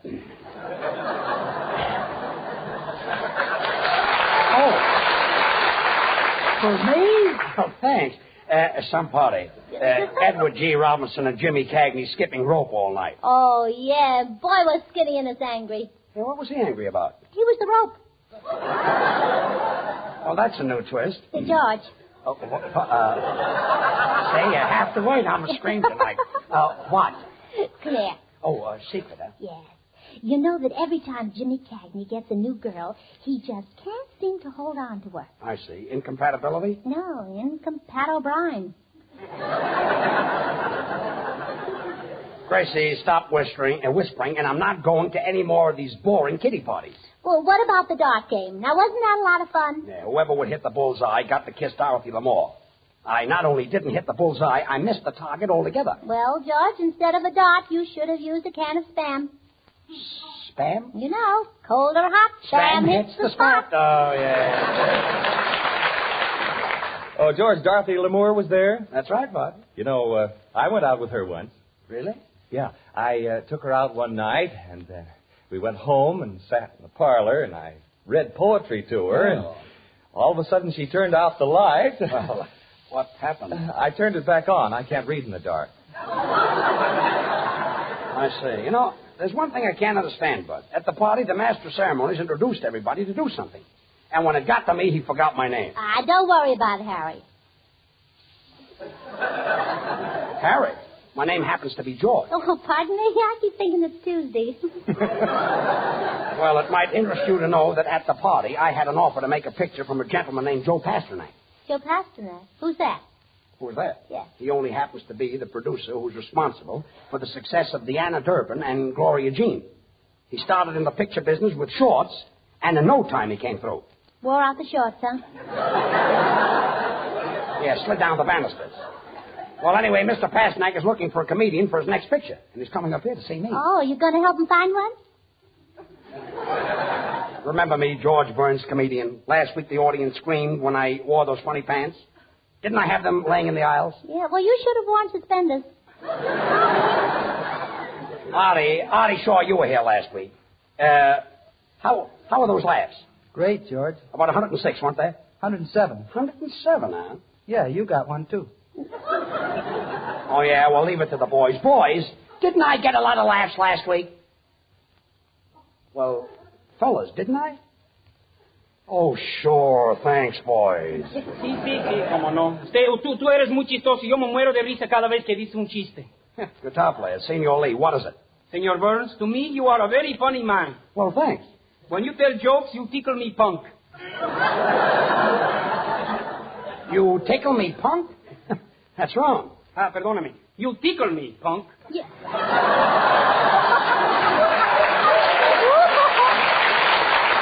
That's better, yes. Artie, what are you going to play tonight? George, come here. Oh, a secret, huh? Yeah, I've got a special arrangement of April showers. Why are you whispering? Well, Senor Lee, my guitar player, doesn't like that number, and he's hard of hearing. Senor Lee is hard of hearing? That's right. Why, that's a beautiful number. Oh, when April showers fall. See, George, you might turn out to be another Nelson Eddy. Will Come your way home. Nelsonetti. Take away his hair, and what have you got? Jack Benny. Oh, quiet. Leave it to Artie Shaw. He happens to be a great musician. What do you think of my voice, Artie? Well, personally, George, I think you picked the wrong kind of numbers. You do? Yeah, you should sing Home on the Range. Home on the Range? Yeah, and then Turn on the Gas. You'll have to go a long way to find a better singer than I am. From there to here is far? You're a better singer than I am? You really think so? I don't believe you can sing at all.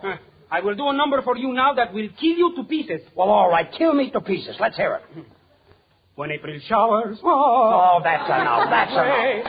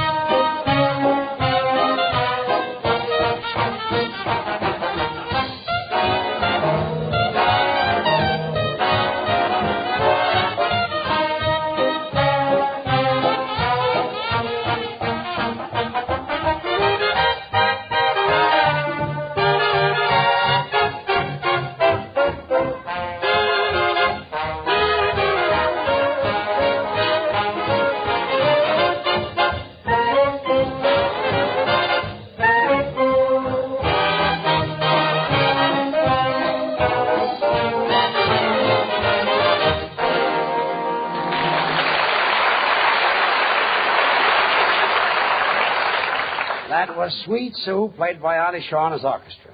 And Artie, you're not only a swell musician, but you're a nice guy. Thanks, George, and you're a nice guy. And you're easy to get along with. You're easy to get along with, too. And, confidentially, you've got a lot of talent.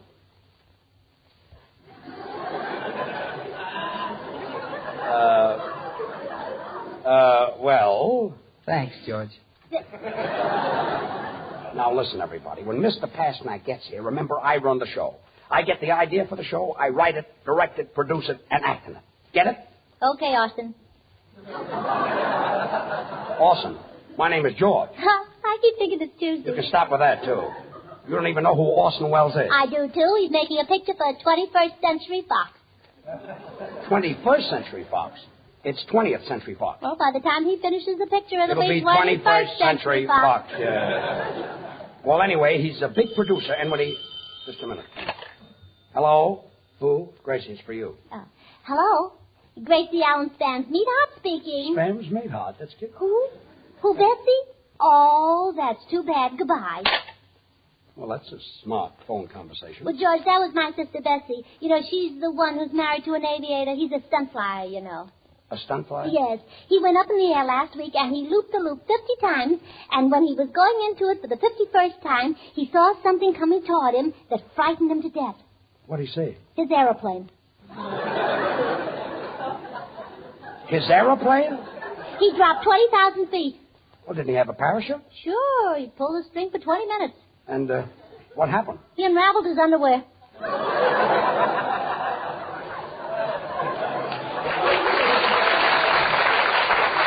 He unraveled his underwear. I wonder what's keeping that producer.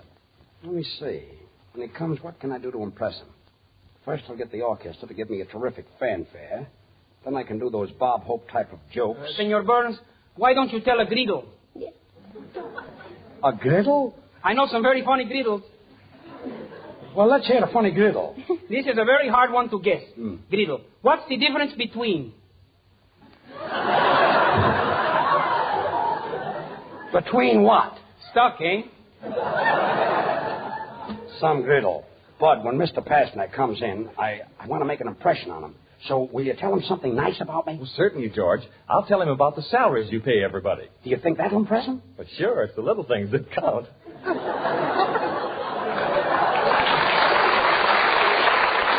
Well, that'll be nice. George, I've got an idea that might help you. What is it, Artie? Well, I've got a wonderful reference about myself, and when Pasternak comes in, I can switch it and say it's about you. Swell, Artie. Listen to it. You are a very bright person, one that makes friends easily. You have great talent and are destined to reach the greatest heights of success. That's wonderful. Where'd you get it, Artie? Out of a weighing machine.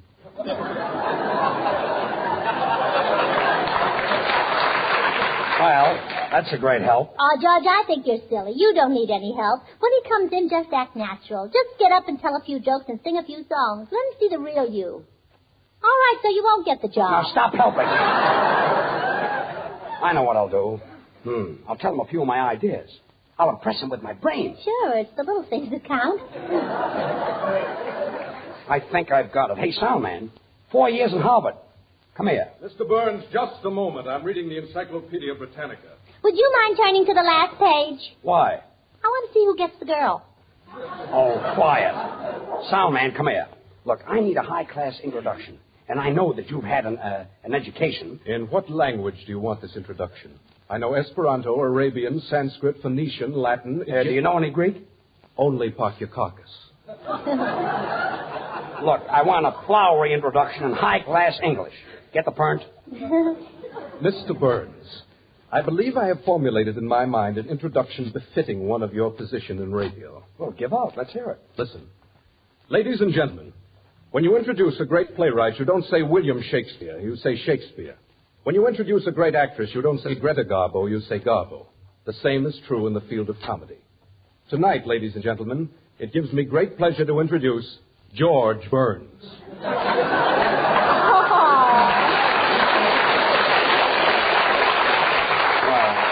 Thanks very much, and remind me to give you a new doll for Christmas. And now the Smoothies, Babs, Charlie, and Little will sing Mr. Meadowlark. George, Yeah? is there any chance of us getting in the picture? Well, have you ever had any experience? Experience? We've been in all the RKO pictures. In all the RKO pictures? What did you do? Oh, that's beautiful, beautiful. The beginning of the picture. Well, just sing your little number. Wait a minute. This is probably Mr. Pasternak. Come in. Hello, everybody. Hello, Mr. Pasternak. Gracie, it's your girlfriend, Bubbles. Pasternak is a producer. Did you ever hear of Three Smart Girls? That's Bubbles. It is. Say, George, the girl at the information desk told me to tell you that Mr. Pasternak called, and he said he'd be right over. Well, thanks, Bubbles. And Gracie, did I get a thrill? I was just down at the drugstore, and they named a sandwich after me. Really? Uh-huh. It's a triple-decker chicken sandwich. You don't say. Yes, 2 chickens between 3 loaves of bread. Well, that's a nice little tidbit.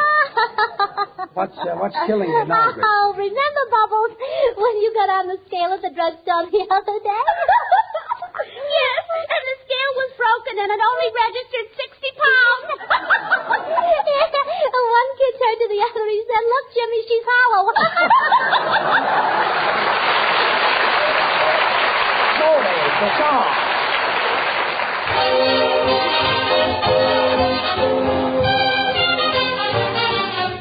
Mr. Meadowlark, we got an awful lot of serenading to do.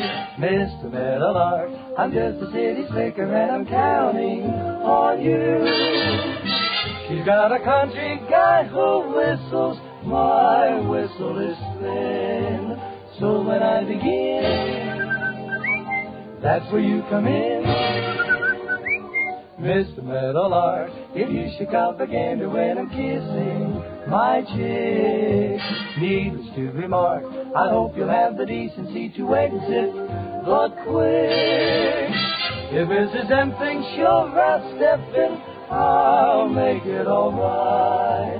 Mr. Meadowlark, meet me in the dark tonight. In the city, I'm a loving guy, but in the country, I don't know why. I'm sitting there feeling blue as can be, looking at him. I'm sitting there looking, my mind's a-cooking, sitting there looking, my mind's a-cooking. So I says to him, now look, little bird, I'm going to tell you something that you never have heard. Oh, Mr. Meadowlark, we've got an awful lot of serenading to do. We have Mr. Meadowlark, I'm just a city sneaker and I'm counting on you, on you.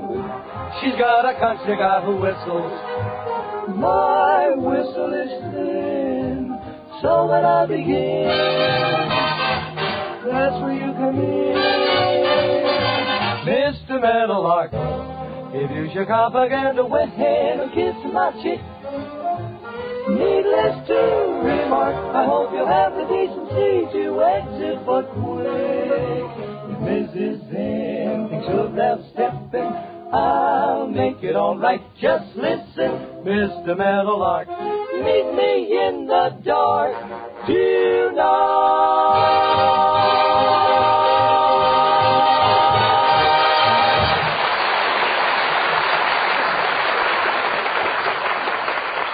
Friends, Spam keeps without refrigeration, and we... Bud, Yes, Gracie? say that again. Spam keeps without refrigeration? Yeah, say it again. Spam keeps without refrigeration. Again. Spam keeps without refrigeration. Again. Spam keeps without refrigeration. Say, what is this? I've already said it 5 times. Yeah, I know, but I like to watch you say it. You like to watch me say it? Why? Well, it's so cute the way it makes your Adam's apple go up and down. Well, Gracie, I don't know what Spam does to my Adam's apple, but I certainly know what it will do to your appetite. And friends, I know that you don't want to spend a lot of time in the kitchen these warm days, but when Dad and the youngsters say, we're hungry, you've got to fill them up. Now, that's the time to let Spam, S-P-A-M, do the work. Spam keeps without refrigeration. There goes Jen. So it's always ready for quick action. Just open a can of this tender, grand-tasting meat, slice and serve with sliced tomato, cottage cheese, or any one of your favorite summer salads. Men folks like the meaty flavor, the satisfying goodness of Spam. And you'll like it because you don't have to cook Spam. Just open the can, and it's all ready to eat, the perfect thing for hurry-up meals. Get a can or two when you shop tomorrow. Just ask for Spam, S-P-A-M, and try the easy recipes on the label. Then you'll know why Spam is America's perfect hot weather food. Slice it, dice it, fry it, bake it, cold or hot, Spam hits the spot.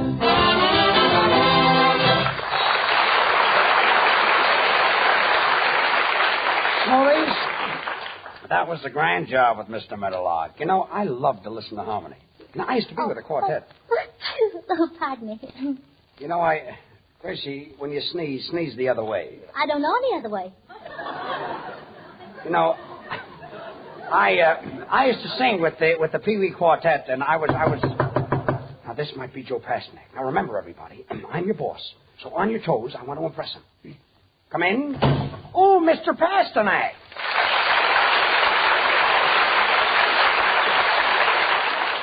Hello, Mr. Pasternak. Hello, George. Gracie, take Mr. Pasternak's hat and coat. While he's still looking? Just take it, Gracie. Just take it. George, I rushed right over, but I can't stay very long. You see, I'm in the middle of a new picture, Seven Sinners, with Marlene Dietrich. I know. I've been working very hard. Now, tonight I'll have to go back and probably be stuck with Marlene Dietrich until 3 in the morning. Should happen to me.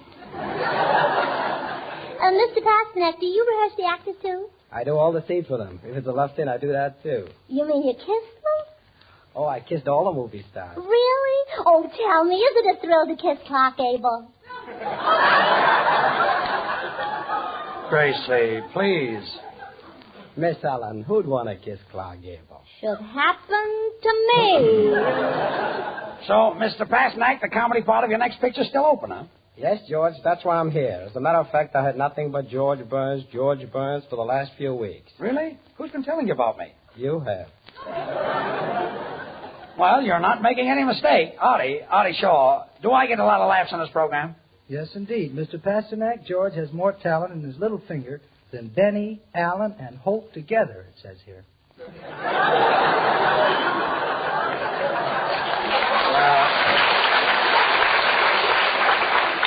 Mr. Pasternak, wasn't that a funny line that Artie Shaw just pulled? I wrote that joke. It says here. Quiet. Senor Pasternak, Mr. Burns has a large talent. Listening to him sing has learned me a lot. Lee, it isn't learned you. It's taught you. Ah, sí, gracias.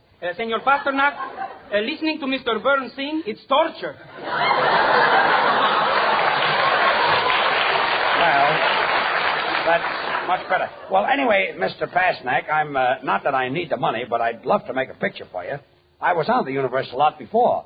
I got a big kick out of it. Oh, yes, he got a big kick out of Paramount. He got a kick out of RKO, and he got a kick out of MCM. Quiet. Oh, I can go out like this for years. Mr. Pasternak, what's the plot of the picture? Well, George, you know, it's a typical Hollywood story. Boy meets girl, girl meets boy, girl meets girl, boy meets boy. They meet at 8 o'clock. They meet again at 10. Sounds like a lot of meat. I put a lot of meat in there because I know this was a spam program. Well, it's really nice of you to mention spam, Mr. Pasternak. George, I'm no fool. If the picture business blows over, I might try radio. Oh, well, what would you do in radio? When April showers move. Oh, I see. You too, huh? Let me out of here. Let me out of here. 4 years in Harvard. Sound man, what's bothering you now? Joe Pasternak, picture producer who has a voice like Donald Duck with a bad cold, is a guest star on this program. Mr. Burns, whose voice sounds like ripping a rag, is the star of this program. I won the Nobel Prize for diction. And this is what I do for a living. Mr. Pasternak, didn't you come up here to sign a fellow up for a comedy role in the picture? Okay, George, I'm ready. Well, let me take you into the control room, and then you can hear those big laughs I get much better. Come on, Mr. Pasternak. Now, listen, everybody. George really wants this job, and for once, I think we ought to help him. Sure, I do, too. Now, I've heard him rehearsing those jokes he's going to tell, and he needs plenty of help. But I've got an idea. Bubbles. Yes, Gracie. You stand at the back of George, and when he gets to the finish of each joke, you dance a rumba. But, Gracie, I weigh 350 pounds. When I start to shake, people will laugh. That's the idea. Well, I got it. That's wonderful, Gracie. Pasternak will think they're laughing at George. George will get the job. And we'll all live happily ever after. Well, here comes George now. Yeah, well, now get ready to rumba, Bubbles. Okay. Well, he's in there. Now for some funny stuff. Well, good evening, folks. On my way to the studio tonight, I dropped into a department store, and I said to the floor walker, I want to ask the sales girl on the 5th floor for a date. How do I get up there? And he said, escalator. And I said, escalator nothing. I'll esca right now. Bubbles.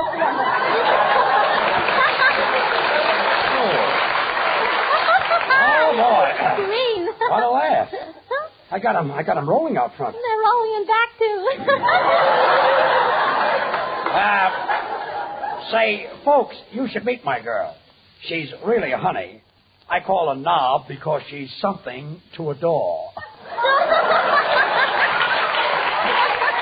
Oh, boy. What a scream. Am I a success? Hip, hip, hooray. Well, I don't know about the hooray, but those hips are doing all right.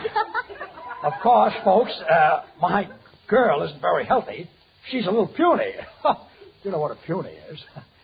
A puny is a small horse. Imagine such an old joke getting such a big laugh. She's only 34. Who's only 34? Oh, here comes Mr. Pasternak. Oh, well, let me do the talking. Well, Joe, how did you like it? It was terrific, George. I never heard such a laugh. I got a contract right here. Really? You really mean it? A contract for me? No, for the fat girl who did the funny dance while you were telling those broken-down jokes. That girl? Well, doing a funny dance. Well, that's a fine thing. I give an audition and Bubbles gets the job. Well, goodbye, George. I'm leaving tonight on the talent search. I'm going east to get some new faces. New faces? But Mr. Pasternak, what about me? Oh, yeah, Mr. Pasternak. Get one for George, too. Is that so? Okay, Gracie.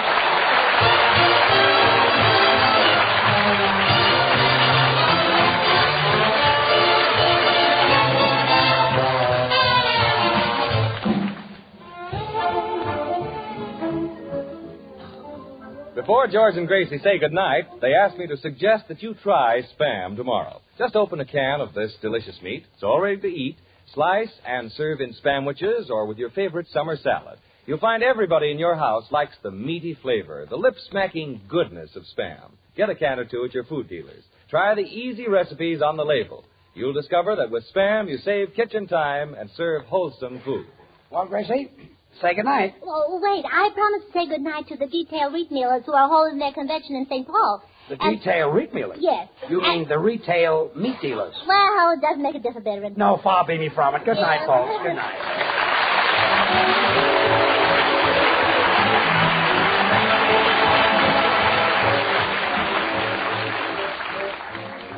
Listen again next Monday night, same time, same station, for George Burns and Gracie Allen, with Artie Shaw and his orchestra, and the Smoothies, brought to you by Hormel and Spam. Until then, this is Bud Heaston reminding you to remember that cold or hot, Spam hits the spot.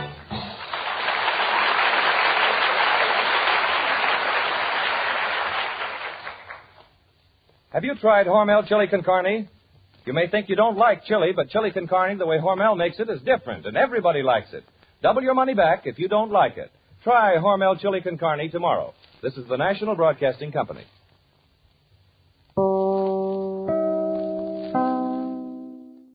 From Hollywood, the George Burns and Gracie Allen Show for Hormel and Spam.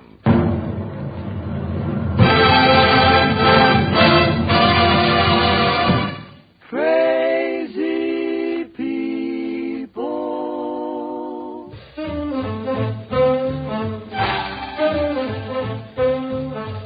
Spam, rebop, boom, spam. George Burns and Gracie Allen. Artie Shaw and his orchestra, the singing glee, we're the Smoothies three. Last but not least, and with Bud Heaston.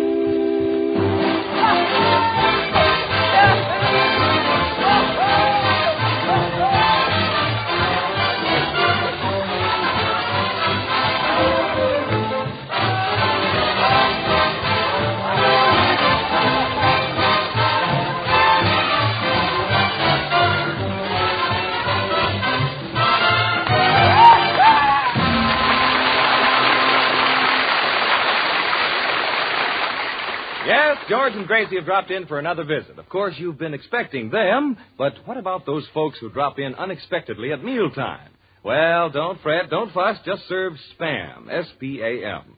This tender, juicy meat is perfect for hurry-up meals. It's all ready to eat. Just open the Spam can, slice it, and serve with sliced tomato or a salad. Spam is always ready for quick action because this delicious meat doesn't need refrigeration. And the rich, satisfying goodness, the tempting taste of Spam always makes a hit. Get a supply of Spam when you shop tomorrow and try the easy recipes on the label. You'll discover the easy way to please your unexpected guests because cold or hot, Spam hits the spot.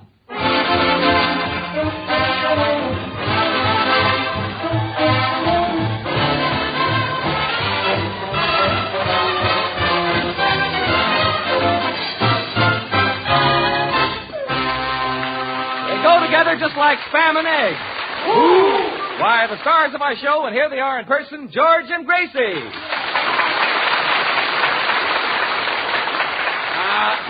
Thank you very much. Folks, you'll have to forgive me if I'm a little out of breath. But the minute we hear Artie Shaw's music, all of us on the stage here, we just have to dance. Oh, yes. George, did you see Bud and me doing the rumba? Yeah, what was that? Artie Shaw was playing a foxtrot, and why were you and Bud doing a rumba? Well, Bud used to be a football player. Well, what's a football player got to do with the rumba? Well, he's used to keeping the backfield in motion. I say, so, Bud, the rumba is the only dance you can do, huh? Oh, no, George. Do you know the can-can? Uh-huh. It's full of spam. Yeah. Nice plug. Well, thanks, George. You're a pretty good dancer yourself. Oh, it's really nothing. Of course, I was a student of Nijinsky. Really? Let me hear you say something in Nijinsky. Oh, good. It's not a language. Nijinsky was an internationally famous dancer. At one time, he had the world's largest ballet. Well, why did he go on a diet? Gracie, I'm sure you've seen ballet dancing. Look, I'll give you a demonstration. I'll put my foot out like this. Yes. See, then I'll point my toe Mm-hmm. and place my hand on my hip like this. Uh-huh. Then throw my head back gracefully like this. Oh, isn't he pretty? Yes, I'm a little dreamboat. Mm-hmm. I'll never forget one night in Cleveland. The ballet was doing the Dance of the Faun. And there I was in an amber spotlight singing the Pipes of Pan. The audience was spellbound. Senor Burns, you sang the Pipes of Pan?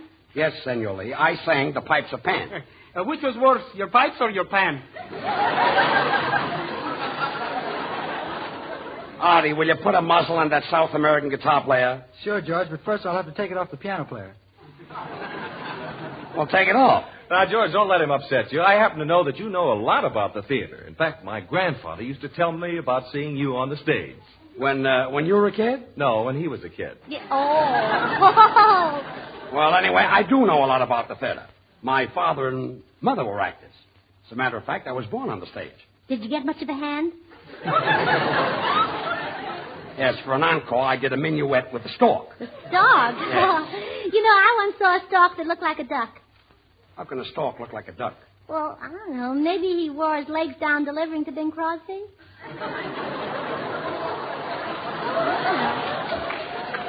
Yes, well, maybe. Where was I? Oh, yes, Nijinsky. Ah, those were the days. What acts they had in vaudeville.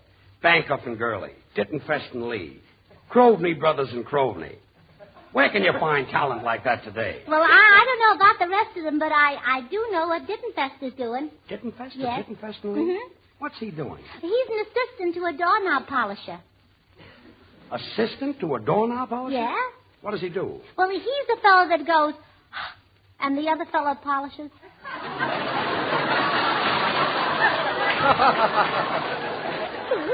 That's some job. George, as long as you're in an old-time mood, we smoothies would like to sing a real oldie, Alabama Bound. Okay, kids. Alabama Bound. You know, I used to do that in vaudeville, too. Those were the days. You know, folks, vaudeville is in my blood. Oh, so that's where it went. Artie, you and Bud and the rest of you can kid all you want to. But if it hadn't been for vaudeville, I wouldn't have met Gracie. Remember, Gracie, the first time we met at the Hill Street Theater in Newark? You came into my dressing room? Yes, and you had a picture of that balloon dancer on the wall. That's right. And the minute I saw you, I took the picture down and put it in the wastebasket. And then you put the wastebasket in the safe. And then came all those tough years. I struggled and worked my fingers to the bone. Yeah, but you couldn't open the safe. Those were the days. Yes.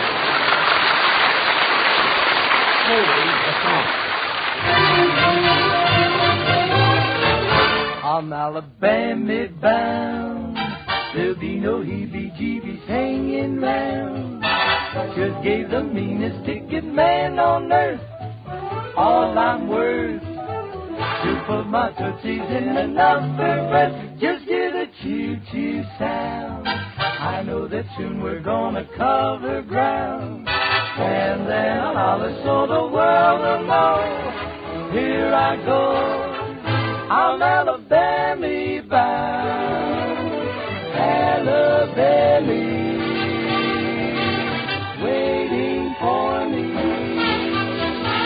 Just gave the meanest ticket man on earth. You put all my tootsies in an upper berth. Just hear the choo-choo, now we're bound to cover ground. Here I go, choo-choo blow, I'm Alabama bound.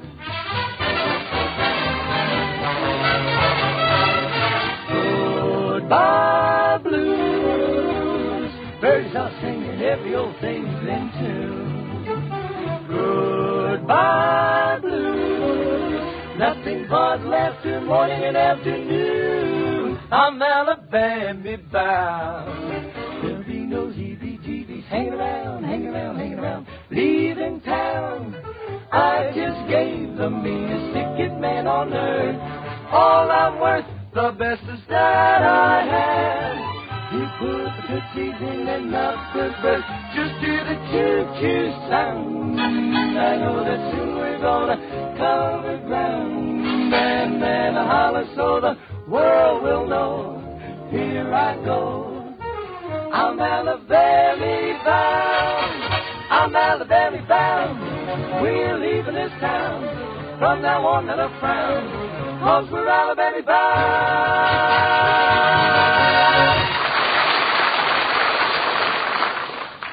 Smoothies, that was beautiful. Well, tonight, ladies and gentlemen, we're going to do a play. We're going to give you our version of the popular MGM picture, Gold Rush Maisie. In this story... George, we're not going to do Gold Rush Maisie. We're not. No, I sat up 2 days and 2 nights and changed the whole title. Well, what is it now? Gold Rush Gracie. That's some twist. That Isn't took you it? 2 days and 2 nights. Mm-hmm. How did you happen to think of changing Maisie to Gracie? Just blind luck, I guess. Well, all right, I'll do it your way. Tonight, ladies and gentlemen, we're going to do a play entitled Gold Rush Gracie. And I know you're going to like it because it's got a lot of old numbers. And I love old numbers. No, eso a mí me consta. Yo sé que a ti te gustan mucho los números viejos. Artie, what did Senor Lee say? Well, George, he says he knows you love old numbers. Oh, he does, huh? Yeah, he saw you out with one last night. Senor Lee, every week you start some new trouble. Why don't you go home and stay home? I cannot do that. My father, she has the measles. My father, she has the measles? Your father, too? Look, Senor, your father, he has the measles. Your mother, she has the measles. Your brothers, they have the measles. Catching, isn't it? Oh. Well, tonight, ladies and gentlemen, we're going to do a play entitled Gold Rush Gracie. Now. Now? Now, I changed the title. What is it now? Gracie of the Brown Derby. Gracie of the Brown... This is a story about a gold mine. What do you think the Brown Derby is?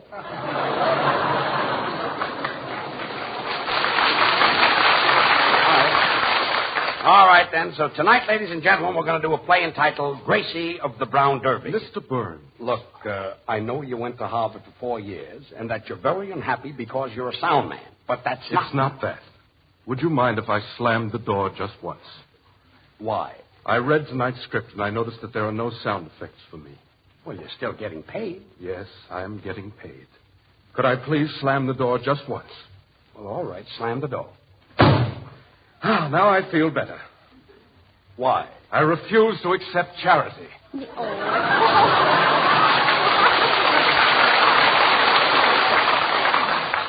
Tonight, ladies and gentlemen, we're going to do a play entitled Gracie of the Brown Derby. Now. You changed the title. Yes. What is it? She was killed wearing slacks, or she died like a man.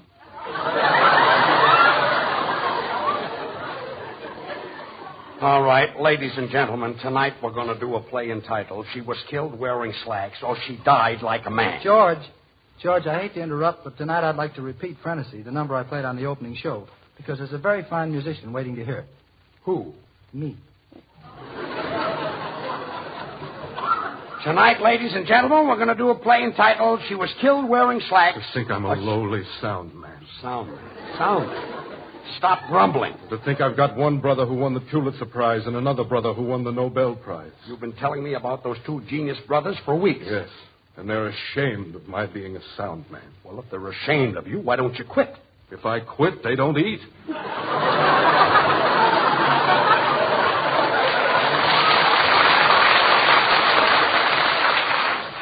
All right, ladies and gentlemen, tonight we're going to do a play entitled... Perdón, Senor Burns. What is it, Senor Lee? How about a part for me in the sketch? Sketch? It's sketch. You don't even know your ABCs. I do, too. A, B, C. Well? There's more? Tonight, ladies and gentlemen, we're going to do a play entitled She Was Killed Wearing Slacks or She Died Like a Man. Now, I changed the title. The title is The Bus Drivers Who Wear Pajamas or They Drive by 90. Gracie, is this the last title? It's positively the last title. Good. Ladies and gentlemen, tonight we're going to do a play entitled The Bus Drivers Who Wear Pajamas or They... Come in! George Burns and Gracie Allen? Yes? I'm Joyce Sloan. Oh, Joyce Moore. George, I forgot to tell you, this young lady is from Fergus Falls, Minnesota, and she has been chosen Queen of the Lakes at the Minneapolis Aquatennial. Go ahead, Joyce. Go ahead. Mr. Burns and Miss Allen, the people of Minnesota have sent me as a goodwill ambassador to inform you that we in Minnesota are naming 2 lakes after you, Lake Burns and Lake Allen. Naming 2 lakes after us. Well, Gracie, say something. I don't know what to say. I've never been a lake before. Gracie, please. Here are 2 jars of water, one from Lake Burns and one from Lake Allen. As we knew you were too busy to come to Minnesota to christen the lake, we brought the lakes here to christen you. Well, thank you very much. Oh, thank you. And before you go back, Miss Moen, I must give you some water from our Los Angeles River. That is, as soon as I can find a shovel. Miss Moen, we just can't wait until we see those 2 lakes. Oh, they're very pretty little lakes. You know, Lake Burns and Lake Allen have a little bay. They have a little bay, huh? Well, isn't that cute? How long have they been married? About 2 years. Oh. Well, goodbye. I've got to be running along. Well, goodbye, Miss Moen, and thank you, and thanks to the people of Minnesota. This is what I do for a living. Quiet, sound man. Pardon me, old man River. Tonight, ladies and gentlemen, we're definitely going to do a play entitled The Bus Drivers Who Wear Pajamas or They Drive by 90. No. No! No. Now, I've really got the title now. Why I didn't think of this before, I'll never understand. This will really floor you. Well, what's the title? Gold Rush Maisie. Artie, play frantically.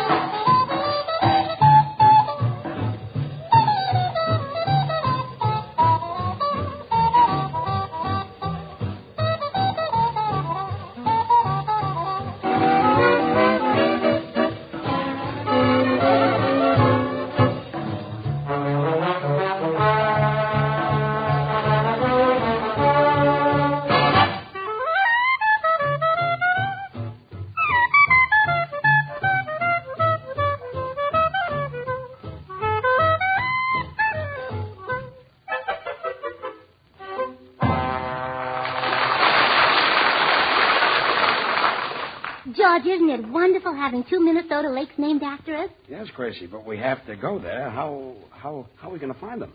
There are 10,000 lakes in Minnesota. But there's only one Spam. Spam? What's Spam got to do with our finding the lakes? Well, you'd be surprised. George, spell Spam backwards. Spam backwards. Let me see now. M-A-P-S. That spells map. That's right. So if we want to find our lakes, all we have to do is look at some maps. Well, Bud, there's another easy use for Spam. It's a good thought, too, George, because Spam is so easy to use. This delicious tender meat goes hand in hand with warm weather lunches and suppers. When mealtime rolls around, just open a can of Spam, slice this grand-tasting meat, and serve with your favorite salad or make plain Spamwiches. Spam is all ready to eat as soon as the can is opened. Now, here's another hint. Follow the Spam platter idea that Bubble served at luncheon in Gracie's honor the other day. Put a mound of cottage cheese on a platter, then a ring of sliced tomato, and surround the platter with slices of Spam.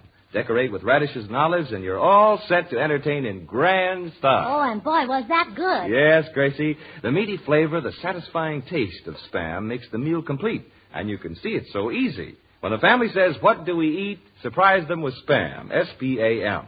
Then try the easy recipes on the label. Be sure to ask your food dealer for Spam, a Hormel product, when you shop tomorrow. Slice it, dice it, fry it, bake it, cold or hot, Spam hits the spot.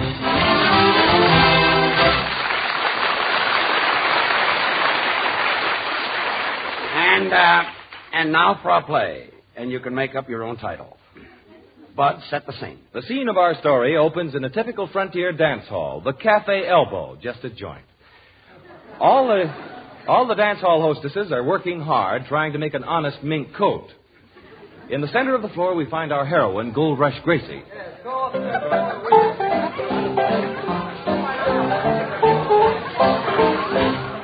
the dance is over, Killer Dilly Shaw, and I sure enjoyed it. I'm mad about you, Gold Rush Gracie. You got me walking around in circles. Well, with your bow legs, what else can you do? Hello, Gold Rush Gracie. Sheriff Burns. Sheriff, you're just in time. Dead-Eye Dawson is here. Dead-Eye Dawson? Yeah. Why, he's a killer. Quick, let's call the posse. Oh, I can't. Why not? The posse's outside having kittens. Out of my way, Gold Rush. I'll get him. Where is he? Oh, there he goes. He's heading for the free lunch counter. Well, out of my way. Ouch. Oh. You've got him, Sheriff. I got him? Well, where did I get him? Between the chopped liver and the cold cuts. That's a mighty painful place. Well, there goes Dead-Eye Dawson, the only real bad man in the town. The only man I could have loved and married. I love bad men. I love good men. I love tall men and love short men. I love men. Quiet. I can go on like this for years. I know. Gold Rush Gracie, according to the terms of your father's will, if you're not married by 5 o'clock today, your gold mine goes back to the one your father hates the most. You mean to Mama? Yes, I mean to Mama. And Gold Rush, you've only got a few minutes left to pick out a man and get married. What do you say? Nick, give me a drum roll. Drum roll. Now, come on, boys. Get around me. Boys, you all know I'm going to lose the gold mine if I don't get married before 5 o'clock. That's right. Yes, of course. So now we're going to hold a contest, and the toughest man gets me and my gold mine. Oh, boy, that's... Oh, but wait a minute, boys. Wait a minute. The man I marry must be as bad as my pappy. Well, what does your pappy do? Well, he once met an Italian with a sore throat, and pappy did something that was terrible. What did he do? He tied knots in his spaghetti. He did he? Make way for Gold Rush Gracie's new husband. Gold Rush, you don't have to look any further. I'm the baddest man in town. The rest of these here fellas are all sissies. Sissies? Did you hear that, men? This fellow says that you're all sissies. Well, are you all sissies? Well, are you all sissies? Well, are you? Don't rush us, kid. We're trying to think.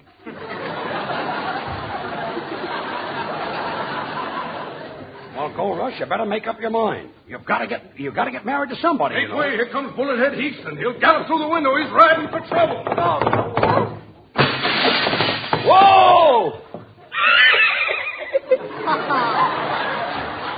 He's a fancy Marco unit, this kid. You call that riding for trouble? When my pappy rode, there was real trouble. How come? Well, he didn't know how to ride. Oh, well. Out of my way, Okay, varmints. Gold Rush Gracie, if you're looking for a real bad man to marry, I'm a man with a record. On my right arm here, I've got tattooed names of the men I've killed. On my left arm, I've got tattooed all the names of the banks I've held up. And on my back, I've got tattooed, well, you wouldn't be interested. Oh, well, yes, I would. Come here, let me read it. Listen, boys. Fuzzy Wuzzy was a bear. Fuzzy Wuzzy had no hair. Fuzzy Wuzzy wasn't fuzzy. Or was he? Well, what do you think of Fuzzy Wuzzy? It's pretty lousy. You've got a poem tattooed on your back and your record tattooed on your arms, eh? I got something on my chest, too. Well, what is it? Ladies and gentlemen, for a tasty snack, just open a can of Spam. It's all ready to eat. You'll find everybody in the house likes its meaty flavor and it needs no refrigeration. And there's nothing like Spam for lunch. You call yourself bad, huh? Oh, I'm plenty bad. Today, for lunch, yes, I had hamburger. Oh. That is bad. You ain't half as tough as my pappy. My pappy would take a telephone book and tear it with 2 fingers like this. Say, tearing a phone book with 2 fingers. That's wonderful, Gold Rush Gracie. How did you ever do it? Easy. It was a Glendale phone book. Well, it's no use, Gold Rush Gracie. You'll have to go a long way to find anybody as tough as your pappy. From there to here is far? Yeah. You're tougher than her pappy? You really think so? What makes you so bad? I'm the black sheep of my family. I'm in bad with my uncle. I'm in bad with my father. I'm in bad with my cousin. And it's no good. Why? It's too many in one bad.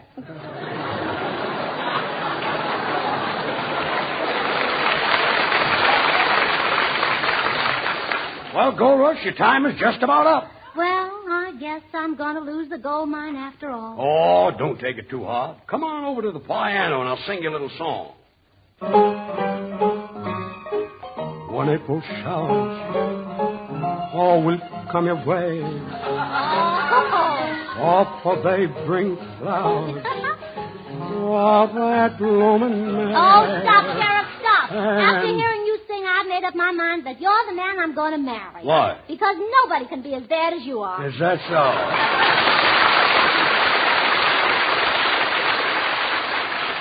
And now, ladies and gentlemen, that was the story of Gold Rush Gracie. Now, Now, I changed the title. quiet.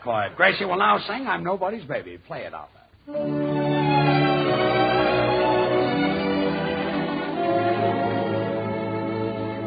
I used to be my mother's baby, but when I smiled, my dad went wild. Whenever we had company, they'd bounce me on their knee, and the neighbors thought I was a darling child, I think. Once I was everybody's baby, but right now I'm lonesome as can be. You see, I'm nobody's baby. I wonder why each night and day I pray the Lord up above. Oh, please send me down somebody to love, but nobody wants me. I'm blue somehow. Won't someone hear my plea and take a chance with me, because I'm nobody's baby now. Oh dear Beatrice Fairfax, what shall I do? Sign perplexed. Why, oh why do they shy when they spy that gleam in my eye? I'm 5'2" with eyes of blue, and people tell me I'm attractive. I can cook and sew, but my evenings aren't very active. So won't you hear my cry and take a chance on I, because I'm nobody's baby now, but I'll get somebody's baby somehow.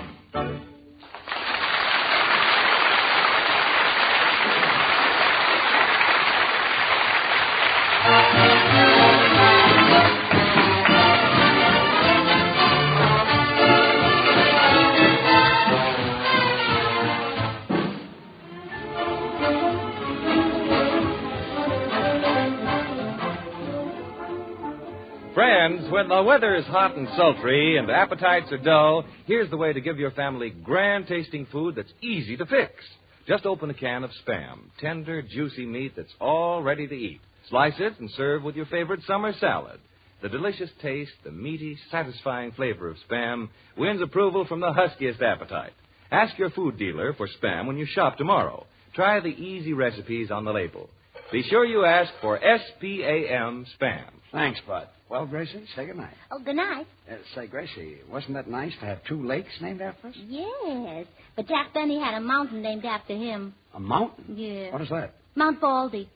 Good night, folks.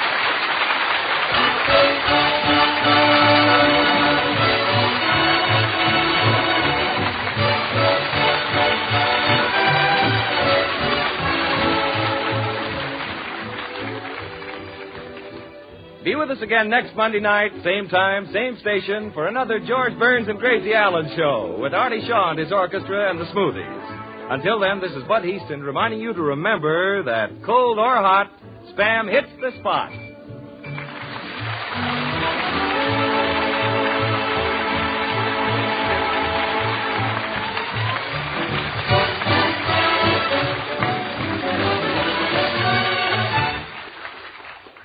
Have you tried Hormel chili con carne? You may think you don't like chili, but chili con carne, the way Hormel makes it, is different, and everybody likes it. Double your money back if you don't like it. Try Hormel chili con carne tomorrow. This is the National Broadcasting Company.